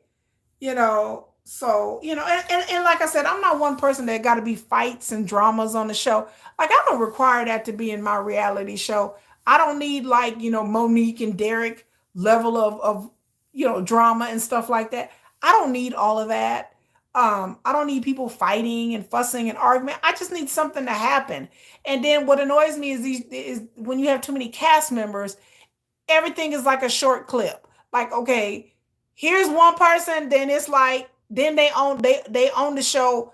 Literally all their screen time adds up to be like 5-6 minutes. I don't like that. It's hard for me to keep track when there's so many cast members, and in some episodes they're on there, then they'll disappear for a couple of episodes, and then they'll be back. It makes it incoherent and hard to follow. It doesn't make it easy to get into when you have so many couples on this show, and then they don't show them every episode. So I'll be like, well, what happened with this couple? Wait a minute, what happened? And then you're like, is these people still on the show? Like, I don't like that. So I just need them to focus on maybe 5 couples and that's it, not 6, 7 couples. Like, that's too much. 4 or 5 is good. When you have 6 and 7, like, I can't keep up, and then half the couples ain't nothing really. I don't understand why Shanta and True are on there. To me, they're the worst, boringest couple on here. Shanta and True, y'all boring. I'm sorry, but there's nothing popping off, at least as of yet. Something may change throughout the season, but so far I'm just like, we talking about fish fries and opening restaurants and crab bowls, and I'm just like, okay, this boring. Teeny and Rob are okay. What happened to Andrew and old girl? That's I don't. Okay, they weren't on. And Samantha and the Rick guy. Okay, we're gonna. They seem a little boring, but then this the first episode, and then we're already in the third episode, and this is the first episode. Like, this is it's a no for me. Like I said, if this keeps up by next week and it's still boring, I'm gonna end up doing recap shows and not watching it live, because watching it live, I just get aggravated. I'm just like, okay, this is boring. And like I said, Monique and Derek, I'm glad they had their 5 minutes of fame and they over with, and everything with Derek's sister and Elizabeth. No one cares anymore. And like I said these people have they have their 6, 7, 8 months of fame, and then they back in jail or whatever. Nobody cares about Monique and Derek no more. Nobody cares about Deontay anymore. Thank God. Like, I just, I wish these people well, but I just, oh, you forgot about Derek? Girl, he did an interview or whatever. I don't know if it's Gio's or Amber's show. He was talking about him in jail. I'm just like, sir, just go to jail. I guess maybe he's trying to be back on the show. Maybe he's trying to talk to somebody else besides Monique. I don't know. He's supposedly engaged to somebody. I don't know how long that's gonna last. But nobody's checking for Derek or Monique anymore. No one cares about Monique. No one cares about Elizabeth. No one cares about Monique's sisters and all that. No one cares anymore. We've all moved on to something else. Like I said, they the flavor of the month or the weeks or the year. And then after that, nobody cares about Monique. No one's heard about Monique. No one's on her live. No one's checking for it. Nobody cares anymore. Like, thank God we have moved on, because I was tired of the whole Derek and Monique thing. Like, after like a couple of months, I was over it. After 3 or 4 months, I just stopped watching it. I was just like, I'm tired of hearing about Derek and Monique. I'm over it. I was so over it. Like, then the chick's having this baby and she came forward, and I'm so glad that they gone. Lord have mercy. I'm so glad that they gone. Fame works very quick now. Then it's gone forever. Yeah, like they'll have their moment for like 6 months. They were on the show 2 seasons, and then now everybody's like, "Oh yeah, we forgot." People forget just like this, real quick. Now people didn't forgot about Derek and Monique. They was the hottest thing ever. Motherfuckers was making videos every other day. Now people are like, "Oh yeah," and that wasn't even that long ago. It wasn't that long ago. People were making videos. That was like literally like 4 or 5 months ago. Like at the end of 2023, up to the end of 2023, people make videos. Now people don't even know. People are like, "Oh yeah." Oh yeah, I forgot about them. Again, you have to capitalize on fame when you can, because you'll be on one season or 2 seasons and be gone, and everybody forget all about you. And so all these reality show people, They all try to get their own YouTube channel or they own TikTok, and they never succeed. There's only a few cast members on any of these shows that actually have a YouTube channel that's like successful and a social media presence where they actually are getting money and they're successful. Most of these people on these cast shows, they try it. They try to do a YouTube channel. They can't be consistent. They don't post a lot of videos. Remember, Rachel had a YouTube channel. She didn't post nothing. Like all these people who think it's easy being a content creator or that they can do what we do, they cannot. They can't do what we do. They can't. They can't. They can't be consistent about it, even though they're on a reality show and they bring all these views and all these subscribers and they already are famous and so they have an audience. You would think since they have an audience already that they would be the best YouTubers, that they have a built-in audience. They don't have to work to get subscribers. People flock to them when they start a YouTube channel. But none of these people have successful YouTube channels. They're not consistent. They fall off. They realize YouTubing is hard. They realize that being a content creator is not easy. It takes consistency. And when they don't have TLC or Discover or whatever company or whatever show that they're on, when they don't have the show and they're off the show, then they realize that their popularity goes down and they're really nothing. So hardly any of these people have taken to social media and made anything when they're not on the show anymore. Let's put it that way, when they're not on the show. Because Angela talking about she gonna start a production company and she gonna do this because apparently she said she didn't get fired from TLC, but people are saying that she did. I'm gonna start a production company. I'm gonna do this and do that. Girl, then she's like, well, it costs a lot of money. Yeah, it costs a lot of money to start a production company. It costs a lot of money to you got to get marketing and you have to have an agent and you have to have connections. And even though she's a loudmouth and she's been on the show for 7 years, she realized that without the show, nobody's really checking for you, boo, like that. Without you being on the show, people eventually gonna be like, hey, you're just gonna be an afterthought. Nobody's gonna be checking for Angela this time next year if she ain't on 90 Day. She can get on TikTok and offer cameos and videos and whatever. But she's gonna fall off into obscurity just like the rest of them. Just like Deontay, just like Nicole, just like all the rest, just like Lindsay, all the rest of these people who are not, if they are not gonna be on these shows, they're gonna fall off into obscurity. Nobody's gonna care about you unless you're on the show. No one cares about you unless you're on the show. So that's what it is. You seriously, you remember Rachel and what's that one dude? She was dating that tall dude. He's in prison now. I forgot. Rachel was friends with Deontay. Like they all used to hang out. Like it was Rachel, Deontay, and the curly hair. Like they all went to New York together. They all hung out together. She was dating that dude that was from my hometown. He was from Kalamazoo, Michigan, and he's back in prison now. I think his name started with a D. Was it? I forgot that dude's name. But he had a son. Remember, he had a son that she was helping take care of. Oh yeah, you remember now? Yeah, that she take care of his son. Deontay tried to creep on her. Yeah. But yeah, she had a son of his. It was his son that she was helping take care of because the son's mama wasn't nothing. And then he ended up going to prison. Now he back in prison for like 12 years. Like he had a whole bunch of charges in Michigan.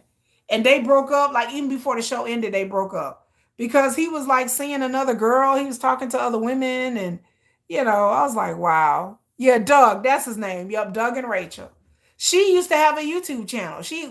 When she was first on the show, she had a YouTube channel. A lot of these people on these casts, they get YouTube channels, but they can't keep up. Deontay got a YouTube channel too. Yeah, it's all coming back to you now. Yeah, Deontay has a YouTube channel, but he don't ever post nothing. I'll subscribe to his YouTube channel, and I don't ever see him post nothing, and so good luck to him. And then Angela got TikTok or whatever and talking about she gonna create a YouTube channel. We'll see. She's like, oh, I'm gonna blow up and blah blah blah. They all say that, but when they're not on the show, nobody cares. So unless they come with some fire content and they get a good editor and they be consistent, But all of these cast members, somebody said it on their YouTube channel, a content creator said the other day, these cast members need us, we don't need them. Because without them being on the show, they really don't have a career in social media. Without them being on the show, nobody really cares. They don't have a career being an influencer or being on social media, because all it, like there's only 2 or 3 cast members that actually have like thriving YouTube channels, or and most of their channels are like vlogs. I forgot which ones that he mentioned that actually have successful YouTube, but one of them is a couple, one of them is a chick by herself, another one's a guy by himself. They're the only ones that actually have thriving YouTube channels off of these reality shows. Most people do not. Most people do not have thriving channels, because once they're not popular anymore, people unsubscribe, and they just can't keep up with the pace of being a content creator. And they make it seem like it's easy and what we do is simple, and that none of us would have anything if it wasn't for the shows, when really it's the other way, boo. Like, these shows wouldn't be as popular if it wasn't for people on the internet talking about them. And these people would not have social media careers unless they're on the show. And they have a built-in audience. I wish to God I could go on a reality channel and have a built-in audience and have 10,000 subscribers overnight. Because a lot of these people will have like 1,000 subscribers on their Instagram, and then when they be on the show, they'll wake up to like thousands. I wish to God I could be on a reality show and wake up and have 10,000 people on my subscribing to my YouTube. I mean, I wish to God, but I wouldn't be on no reality show though. Y'all know how I feel about that. I got too many skeletons in my closet to be on no damn reality show. These motherfuckers be coming out the woodwork on me. They be coming out the woodwork on me. They be like, oh, here's Kiki. I'll be like, oh. I'll be like, oh, time to go. Nothing to see here. Y'all know my exes would come out the woodwork like cockroaches if I was ever on a reality show. Y'all would see things and know things about me that I had to get on here and deny. But like, that ain't my titties. I don't know who titties them are. I don't know who them titties is. Them titties don't look like mine. Is this a picture of your butt? That ain't my butt. I don't know who butt that is. That ass don't even look like mine. I'll be like, I don't recognize that. I'll be up here denying everything. Because I know some of my exes got videos of certain things. So, I'm just like, I can't be on a reality show. I know my exes just telling me stories about what I've done and what I didn't do in the bedroom. I don't need none of that smoke in my life. I got kids. I don't have my kids be like, reading some news article and be like, Mom, did you really do? I'll be like, oh, wait. Mom, is this you? I'll be like, no, that's not me. Well, Mom, the picture got your tattoo. I'll be like, I don't know who that is. I think you're lying, Mom. I'll be like, Mom, did you really do that? I'll be like, I don't remember. I don't remember. But they said right here, I was like, I don't know. Your girl over here be like, I don't know. I don't. That wasn't me. Them are not my, again, the motto of the day is, them are not my titties. Them your titties? No, they're not my titties. What, but they look like your, no, they're not my titties. Is that you doing? That's not me. They're like, they look like you. I'm like, no. They're like, recreate the scene. That ain't me. Hold on. Let me recreate it. They be like, girl, that's you. I'm like, They be like, do that again. I'm like, that wasn't me. They be like, do that again. That look like you. Hey. That was not my tongue. That was not me. That was somebody else. You got me messed up in here. Y'all see all kinds of crazy shit on the internet. I'll be sitting there like, I'll be like, ooh, I don't remember that. Ooh, oh yeah, oh, I remember him. Yeah, girl. Oh, he's still around. Oh, he still got the pictures. Oh, damn, he still got that video. Oh, well, that's a good day. I'll be like, good form. Look at my way my knees bent in that video. Look at that. That's cute. Like, oh, look at me, girl. Look, okay, yeah. Oh, that's when I was real flexible. Like, I be watching the videos like, oh, I was real flexible then.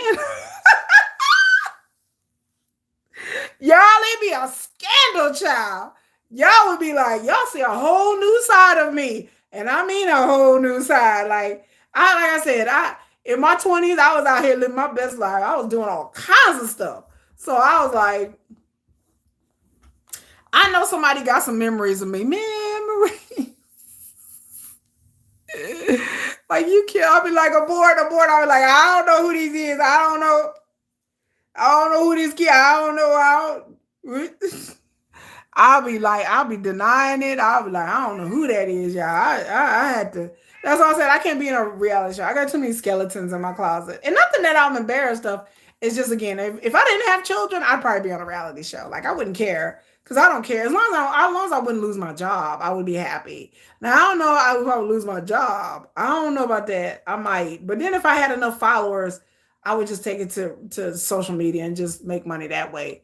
But with me having children, I never want to embarrass my kids. I never want to put my kids in a position where they got to go to school and people asking them questions about their mama and looking at things about, isn't that your mom? Like, and then your mom bent over that chair, and I was like, like I would never want to embarrass my children. Now, if they were older and out of school, I wouldn't care. But with them being an age now, with them being in school, I wouldn't want to embarrass my kids. I love my kids enough to be like, I'm not going to get on a reality show and embarrass them. I mean, if I come on a reality show and like hide my face or something, maybe, but that's not gonna work. But so yeah, I wouldn't be up there trying to embarrass my babies. Like I wouldn't do that to them. Just like I wouldn't want them to get up there and embarrass me. So, I love my babies. No embarrassments. So, but anyway, y'all, I gotta go. I've been on this video too long. I've done 3 hours of live today, y'all. 3 hours almost. So speaking of babies, I got to check on mine to make sure that and then I hear my other baby, my cat out here meowing at my door, sticking his paw underneath the door, like, Mom, Ma. He's like, meow, meow. That's all you hear is meow. You probably hear him in the background. We listen. Let me see. Let me listen. He stopped meowing, but I know he probably wants something to eat. But anyway, I don't know what time it is. I think it's kind of late. Let me see what time it is, y'all. It's only 10:06. Okay. So I have time. It's still early. My kids are still awake. I gotta go feed my cat. I gotta go put a face mask on, take a shower. Uh um Somebody told me the other day that like I did a video and somebody told me, said I look like an older bootleg version of Zoe. What is her name? Zoe Zeldana. Somebody told me that. I didn't know whether to take it as a compliment or a disgrace, but somebody said I look like an older bootleg version of Zoe Saldana, like the actress. I said, what? I said, I don't think I look anything like her, but okay, I'll take it. Someone told me I look like a broke down bootleg Tyra Banks. I said, oh my God, okay, I'll take that too. I'll take bootleg broke down anything. Like, it's somebody famous, like, but I don't think I look anything like Zoe Saldana or Tyra Banks or anything. I think I don't look like anybody. No one's ever said I look like anybody famous. Has anyone ever said y'all look like anyone famous? No one's ever said I look like anyone famous, but at all. Tyra Banks, when I have my glasses on, I look like Tyra. I haven't seen Tyra in a long time. You hear my cat meow? Y'all hear him? He's weird. He's like, when I have my glasses on, Tyra. I haven't seen Tyra wear glasses. I haven't seen Tyra in a long time. But yeah, somebody said that. Can y'all feed the cat, please?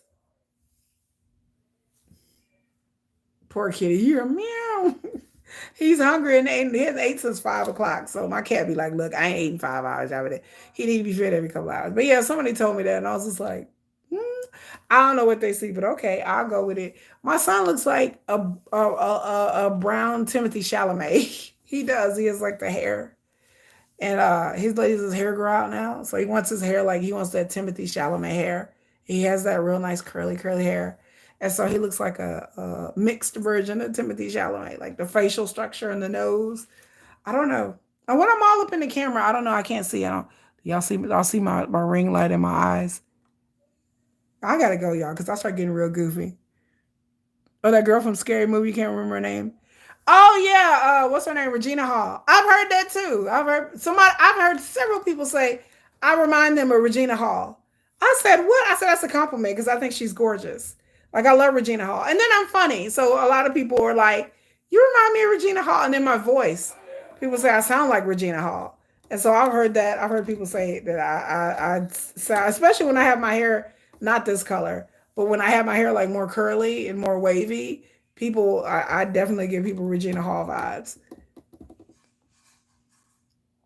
Yeah, Regina Hall is hilarious. I think she's gorgeous and hilarious. But I have people say that all the time. Because people say when I talk, I sound like Regina Hall. I said we might be related. I don't know. But I am related to somebody famous in Hollywood, but I just can't say. I just can't say who it is. It's somebody that you would never even know. This person is mixed. This person's biracial. So we don't look anything alike, but somebody is my second cousin who's biracial. I can't say whether it's male or female. I am related to a real housewife. I won't say who that person is either. Like she's my first cousin. She's married to a basketball coach. That's all I can say. But my first cousin, it's not really a secret. Like if y'all are like know me like in real life and Facebook, I've had pictures of me and my cousin like on my real Facebook. And so it's not a secret. That cousin is not, it's my first cousin. She's not a secret. Like she kept her family really private because our family is kind of like thrown off. But she doesn't look anything like me either. But she's my first cousin. She's a basketball wife. And she did a good keeping our family out of the picture. Like she told the producers that they didn't want them like contacting her brothers and her relatives because that's not a good idea. When you look at that girl, you're like, who? So I've never said, but I do have a famous, real famous second cousin who's biracial. And I can't say who it is because this person is in Hollywood right now. So this person is very famous, very famous. And I can't say who it is, but they're my second cousin. They're my mom's cousin's child. And so her dad, I said her. Anyway, I've said too much. I've said too much. I'm too sleepy and I've said too much. But anyway, my basketball wife cousin, it's not really a secret. It's not really a secret. Like if I gave you her name, you'd look her up and be like, oh, like, she's not that famous. Like she's famous by proxy because she's married to a famous coach. And so, like I said, people who know me, it's not really a secret. But the other one is a secret. This is something I don't share with, except for a few people who know me, because I don't want. She's very private. This person is very private, and so I kind of like keep it on low, because this person is very private, very private, and lives a very private life. And so, I mean, a private as much as can be, but like about this person's private life and family, it's kept very on the hush hush. Like this person, her family is not like all out there like that. I can say that this person did a video with their family, and then one of my close relatives, one of my who I won't say who is in this video, and in that video, and but yeah, I learn about Hollywood and things that go on through this person, um, through her parent, and so yeah, it's fun. It's fun. I'm trying to see who's text messaging me. I got a lot of messages. But anyway, y'all, I got to go. It's been a nice day. No dates tomorrow. I did have a date last Sunday. No dates tomorrow, though. Y'all don't start with me, but I did have a date last Sunday. It's almost a every Sunday kind of thing. So, but no dates tomorrow that I know of. Not unless my ex comes and says he wants to have a date. But I told y'all about that me and my ex were dating, I guess.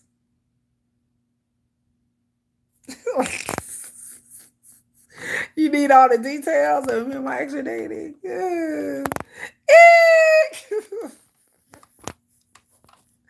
It's not even that. I mean, it's not. I don't know. I don't know what we're doing at this point in time. I don't know what we're doing, but I'm dating. And then I was talking to somebody, but anyway, that's a whole nother time for another video. I'll tell you about my dating life or lack of. But I was talking to somebody, they like ghosted. So I don't know. But I don't remember approving of this. Yeah, I was talking to somebody, just talking. Like it wasn't nothing.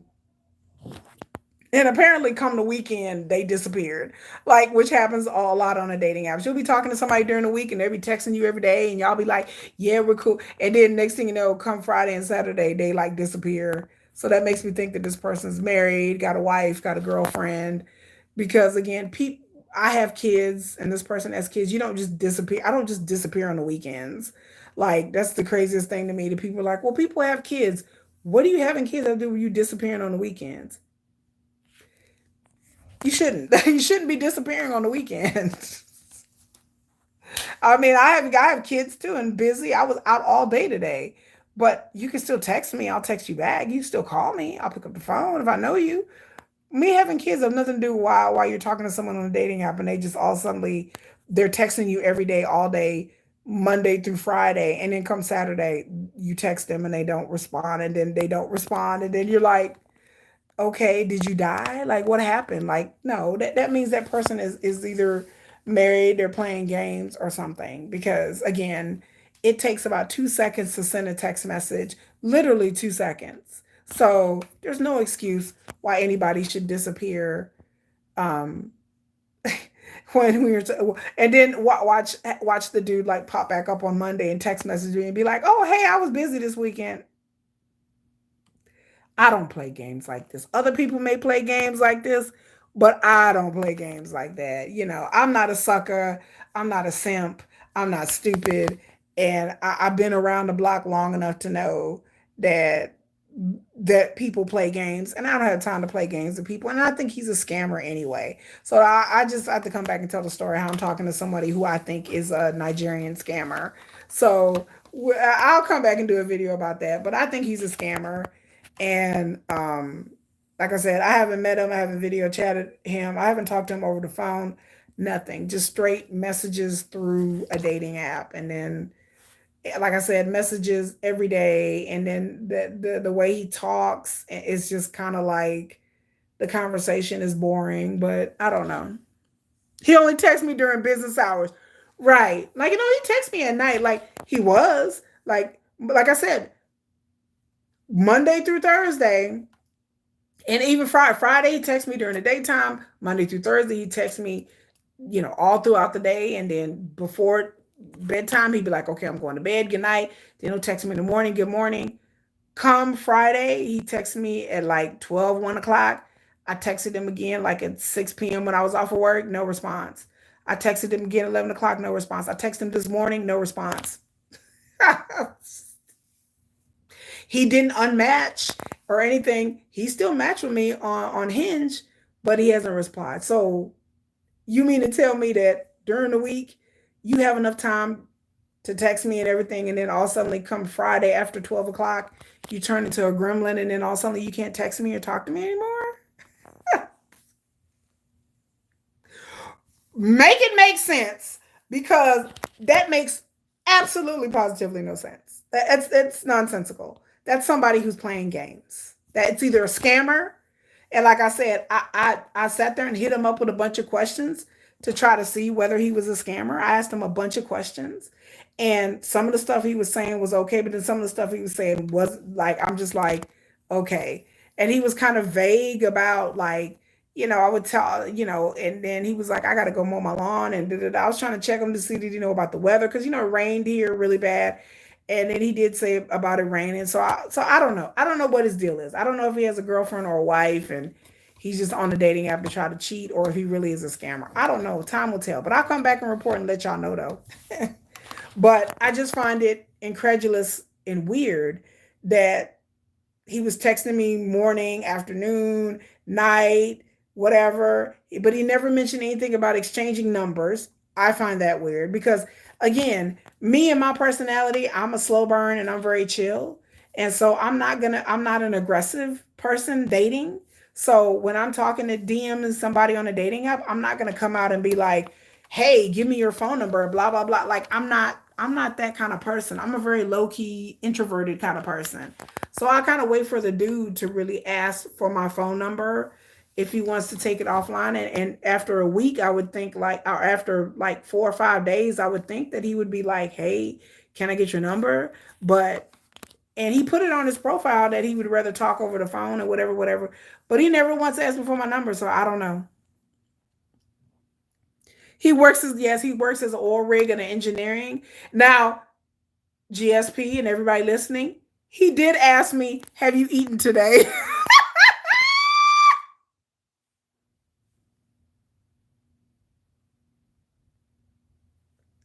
He did ask me. He's like, have you eaten today? And immediately my mind was like, would you just say? I was like, I said, huh? And he said, oh, I'm asking, did you eat today? And I'm like, I swear to God, if that mofo start calling me his queen, we're done. I was like, scammer, block, done. But yes, he did ask me, have you eaten today? And I was like, no. And he was like, well, why not? Da-da-da. I was like, I don't really eat a lot. I'm on a keto diet and I'm busy. And then he asked me again, like the next, but then I understand. But okay, well, in his defense, the dude is Asian, and so Asian, I know Asian people, especially Japan, Korea, and China, they do like to ask people, "Have you eaten?" So it's not just an African thing. It's actually a thing from Asian cultures as well. Though, and Arabs too will ask you, "Have you eaten?" It's like a term of endearment. Like, how are you doing? Have you eaten yet? Now, if you start calling me my queen, I'm done because that's something definitely Asian men do not call people my queen or whatever, you know. But again, he hasn't asked to exchange. He didn't ask to go to WhatsApp or Telegraph or Google Chat. So I'm like, that's a good thing, but I don't know. So we'll see. I'll come back and report back and let y'all know what if no, he has not sent me the Bitcoin or saying that he has an investment. No, he has not sent me the Bitcoin or the cryptocurrency. He has not mentioned anything about that. And I told him the first day I'm talking to him, I said, "Oh, I'm on YouTube and I'm doing a video about scammers." And he's like, "What do you mean scammers?" And I said, "Oh," and I told him about people who scam and stuff like that. And he was like, "Oh yeah, that's happened to me too." Da, da, da, da. And I'm like, "Uh-huh." Like, I'll be telling these scammers, like, I already know what the deal is. And I said, "Oh yeah, I already know the things that scammers say and scammers do." And he was like, "Oh yeah, it's a total big problem." But scammers, that's something a scammer would say anyway. They would try to play it off anyway. But again, I don't understand what his end game is. If he is a scammer, he's a horrible one at it. Because again, he hasn't asked me to go offline. He hasn't asked me to go to WhatsApp. He hasn't asked me about Bitcoin. He hasn't, called me his queen. He has a normal job. He says he works in Dallas as a financial analyst at this company or whatever, whatever. So it wasn't no really. He doesn't work for the military or oil rig, or he's not a surgeon or whatever. So it's just a normal job. So I don't know. I'll come back and let y'all know. He sounds fake to me, but then again, I'm really paranoid, and I've come across so many fake people online that I'm just kind of like apprehensive and paranoid. So we'll see. I'll let y'all know if this person really is fake, because again, like, he's saying that his wife cheated on him and he's divorced and he has 3 kids, and I'm just like, because I don't, that doesn't elicit any kind of emotion in me. And I'm like, I got 2 kids. Most things don't elicit any kind of emotion or in me anyway. I can't believe these women on these dating apps are so, and even the prison ones are so easily impressed with men, and they're so easily impressed over with shit that I'm just like is normal. Like, I'm not easily impressed. So again, when somebody's talking to me, I understand there's some men out there that really want women to be all like, "Oh my God, oh my God." I'm not that one. My attachment type is avoidant. So I'm very like nonchalant and kind of like, "Oh, okay, cool." Like I'm very cool. I'm an introvert. I'm an avoidant type personality. So if you want emotionalism and you want somebody to sweet talk you, that's why I can never be a scammer, because I can never be sitting up talking about my king and honey baby. Like, I would have to like write that shit and just giggle and hold my nose, because that is not my personality. Like, my personality is very much a slow burn. Like, I some people call me almost like, aloof, and some people think I'm an ass. but I'm the sweetest person on the planet. Like I'm a very kind person, but my when it comes to dating, like I'm not a flirtatious person because I'm introverted and I'm weird like that. Like I'm not a very flirty girl. So I'm not gonna be all up in your face like, hey and hi, and I'm not gonna text you 10 times a day. And I'm not, like I said, I'm the scammer's worst nightmare because none of that shit works on me. I don't want anybody blowing up my phone. I don't want anyone talking about honey, sweetie, baby after the first conversation I've had with you. I would be like, why are you calling me baby? I don't even know you, dude. Like I have a real sense of privacy and boundaries. And so I scammers, they don't like me. Like because I don't fall for all of that. And then I couldn't be a scammer because first of all, I'm not a scammer. I'm not trying to scam anybody out of no money. I have more money. And then second of all, I'm not a person that can really win people over because I don't have that kind of flirty, playful personality. Like I'm kind of like, like most of the men that I've dated and the men that I'm married to, like my husband liked the fact that I was an asshole. He's like, you know what, Kiki, you kind of an asshole. I'm like, thank you. Screen is black. What? I don't flirt. I feel stupid. I feel stupid as well. Like I feel like, okay, I'm dumb. You're funny. Uh, Thanks for boosting my numbers. Anybody want to come in here? Keep on boosting my numbers. I'm ready. Come on. I'm ready. I'm ready. But the more you comment, the more it boosts my numbers. So I'm at 2 hours. You gonna give me some real good money today. You gonna give me some real good money today. Bring it. Bring it. Y'all know, y'all already know. GSP, you already know. Wait a minute. I got time today. But yeah, I'm not a flirter. I'm more of a confrontational kind of person. Like I'm more like, what? Like, so scammers would and then plus I don't share money with nobody. So I ain't breaking bread with nobody.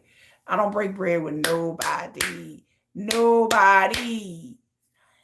None. So it would never work because I'm like, I don't want somebody, oh honey, baby, I barely even know you, dude. GSP says she ain't got time for. GSP says she ain't got time today. Damn it, GSP, why you put them in timeout? I had time today. I was like, but you know what? I had time today. I was feeling good. I was ready to get out of here. Here comes GSP like, I ain't got time for this shit. Blah, blah, blah. Oh, you got put in time out, yo. Oh, GSP said I'm kind of heavy-handed, girl. Bitch. Cause I tell people don't come to my channel because I'm ready. I'm just like, ooh, we are gonna have some fun tonight. And then here GSP just put salt in the game. I was ready to have some fun. I was about to say, motherfucker, what you look like? Come on camera, bitch. Pull up, bitch. Like I was ready. I was ready for the hood to come out in me. I was ready. I had all of Detroit behind me. Like all of D-Town came with me. All of Detroit was with me. All of Detroit. I told you, if you come on my live, I will screenshot you and I will follow you. So just a warning to the wise. Just hold up. Just a warning to the wise. I will screenshot you. I will take you to my Facebook. I will take you to my other YouTube channel. I will put you on blast on my Instagram and my Twitter. I will find you. I will find you. I know people that work in IT for YouTube. I will find you and I will get you banned. So I told people, if you think I'm playing, honey, I give you a whole list of usernames that I didn't got kicked off of YouTube. Because I know people that know, I know people that know somebody that knows something about it. Let's just put it that way. I will get you get you kicked off of YouTube just like that. You be like, oh my God, my account. I'm like, Don't ask me how I know what I know, but I know what I know. But I will get you kicked. I have ways of getting people kicked off of YouTube because I've done it before. I've had people, there's a YouTuber that I got his whole account deleted. I'm proud of my accomplishments. But yeah, I will hound you out of creation. I will follow you around. I will get your Gmail account. I have nothing but time. I got time after I work from home. I ain't got nothing but time. Oh, it's the CO in you? Okay, it's the correction officer in you. Like, I don't have time. I like to play with people. I'll follow you around on channels and be like, what? Because, like I said, I tell people all this sometimes. I'm going to end with this. There's no real anonymity on YouTube if you know where to go. There's no real anonymity. You can't really be anonymous on YouTube. Like, people can try, but you're really not. You're really not anonymous on YouTube. You're really not. Like, and people think that they are, but I'll keep that a secret because I won't tell people how I know what I know what I know. But you're not really anonymous on YouTube. I tell people this all the time. People who think that they are, they're not. Um, they're not. So, because in order to set up YouTube, you have to set it up with your Gmail account. You have to set up with an email, and there's ways of finding your email account. And then once you find somebody's email account, you really can find anything, a lot of things about them because it's registered in a person's name. And then there's websites that you can use to pick up people's usernames on social media sites, which will trace down their. I work for a security company, so that's how I know these things. And so whatever username that you use, you can find it. Like, you can literally find it, especially if it's linked to a Gmail account. So I just warn people out there, be careful what you say to people because there are some really crazy people out here. I might be one of them. There are some real crazy people that have time and they know people in IT. And baby, I got time and I know people in IT. So I got time. Yeah. Yeah. You really have to keep your Gmail accounts very private to keep people out of your Gmail accounts. And I tell people this all the time because your Gmail account is linked to your YouTube. You know, Google owns YouTube. So anytime you are trying to disturb the peace on YouTube, especially when it comes to content creators, YouTube will act swiftly if you say certain things about what certain people are doing. And YouTube, a lot of times, have no way of really verifying that, but they will try to verify it. But if you go to different channels, you make certain comments and do certain things, YouTube is like, oh no, there's a disturbance in the forest, and YouTube will swoop down and cut your shit off in a minute. I've seen it. It's just certain things. It's just you have to know what to really bring to their attention. And again, as somebody who works in cybersecurity, I know what I'm talking about because I've gone through this. I've gone through this many times. Not on YouTube, but on Facebook, on Instagram, and on Twitter. Like I'll be like, oh, yo, you got to go. Like I don't, and like I said, that's the reason why I think because of the things that I do with my account, like privacy. I think that's one of the reasons why I don't well, my Facebook account is private all the hell. Like it's my Facebook account. You can't see nothing on my Facebook account. It's strapped up to hell. Like you can't see the pictures. You can't see nothing because it's on super duper private. Like I don't add nobody I don't know. Everybody on my Facebook account is people that I know, like relatives, people that I know. I don't add randos. Now Instagram, I barely on Instagram, Twitter, barely on Twitter. It's public, but I can private it up at any time. But my Gmail accounts are super duper private, like encrypted, super duper, because I don't want people getting my information and finding my email accounts and all that kind of stuff. So I tell people you have to be careful with me because I have time. I have nothing but time in IT.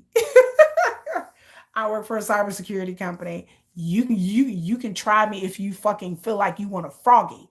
Because other content creators will let shit go because they don't want to be demonetized. And I don't care. I'm a wild cannon out here. I don't care if my channel get demonetized. I don't care if they demonetize my videos. I don't give a damn. I have a real job and a real life. And my payment don't come from YouTube. YouTube don't pay me enough money. YouTube paid me gas money to do these. YouTube paid me gas money, baby. Gas money. That's all I get from YouTube is gas money. Like I can delete my YouTube channel tomorrow. Don't care. What the fuck I care? Like I do this just for fun. It's not a job. Get a Proton Mail account. It's free in Switzerland. It's all protected. Really, I need to get one of those. I have so many different email accounts because I'm on different social media sites with different names, and so like I like to creep. I like to creep without having but nothing's the infamous Kiki. I don't have anything in this name. Like the infamous Kiki is just for YouTube. This and just for YouTube and Twitter. Other than that, it doesn't exist anywhere else. I don't have social media accounts with this name on it at all. Why would I? So people can link two to two together and try to find me. I'm not dumb. I'm not dumb. I've been through it. I'm not dumb. But you know, I tell people thanks for boosting my numbers though. If you come to my channel and you do a comment, you're just boosting my numbers. I think some of y'all just don't understand how YouTube works. Y'all do understand that more clicks and more views and stuff and more engagement I get, that's the more money I get. So some of y'all don't really understand how y'all doing this whole thing all wrong. I have a VPN. I have a VPN. Nobody can find. My phone, my kids' phones are VPN. My computers are VPN. Shit, I think my TV is VPN at this point. My Wi-Fi is encrypted. Like I'm very into privacy because when I'm not online, I actually have kind of a public life. Like not my job, but my art. So, you know, because I'm an artist. So it's kind of like, you know, like I'm out there. If people knew my real name, I'm out there. So I kind of have like a public life too. Uh, because like in art circles, you know, I'm on things. So my real name is up on things and recorded on things. It's about to rain here, y'all. If y'all, I don't know if y'all hear, but the thunders. So I kind of have a public private life. So everything's separate. Like the art people I know, they don't know I'm a YouTuber. And my kids don't know I YouTube. So it's just kind of like my YouTube life is just kind of like this private corner of my life. It's kind of like over here, you know, that no people at work don't know that I YouTube. My family and friends, they don't come to my YouTube channel. I only know like 3 of my exes know I have a YouTube. My sister-in-law knows she subscribed, I think. But my family members, they're not subscribed to my YouTube channel. I don't. It's not something that they're interested in. I don't know any other YouTubers like on a personal level. So when I do YouTube, it's just really just me out here. You know, it's just kind of like a microcosm of just this little pocket of Kiki here that I just get to say whatever I want to say, and then go back to my real life. And then my real life is so different. You know what I'm saying? Like my real day to day, my art life is different. My work life is different, and none of the other part of my real life collides with my social media. And I don't have a social media presence like that. I'm not into social media. I don't like social media. So I don't post a lot. Even on my Facebook account, I don't even post. I have a piece of hair that's tickling my arms, driving me nuts. But I hate this hair because it's really like shedding. You know, like you get wigs and they shed. That's how I feel about this wig. It sheds. I consider you my real friend. GSP, I consider you my real friend too, girl. I think you know more probably just about me as much as my sister-in-law does. You're all blocking me now. No, I'm not blocking you. I'm not blocking nobody. I'm not blocking. I wouldn't block you, GSP. You like actually one of the people that I like. I don't have a lot of friends, so it's just, you know, it's just kind of me and my kids and my sister-in-law kind of out here and my ex. He's a friend. But I come on here and just talk to y'all. I didn't talk too long, too much. But I hope my ex don't see this video because he's going to be like, are you telling people online that we getting together? Are you telling people online we dating? I'm like, it's not like it's a secret. I mean, it really is, but really it is a secret though. Like nobody really knows that I'm seeing my ex. Like nobody in my family knows. My kids don't know. Shh, nobody knows. No, y'all YouTube, y'all know. Y'all the only ones that know that. Like nobody knows. Like it's this really big secret because then if I tell people, then they would be upset with me because they hate my ex. So, one day I'll tell them, but not today, not this week. But I'll let y'all know what goes on. Like I said, so far, me and the ex, we are seeing each other. We're dating, I guess. We're not in a relationship. We're just dating. So that's all I can say. That's all I can say about it. And it's a secret. And that's it.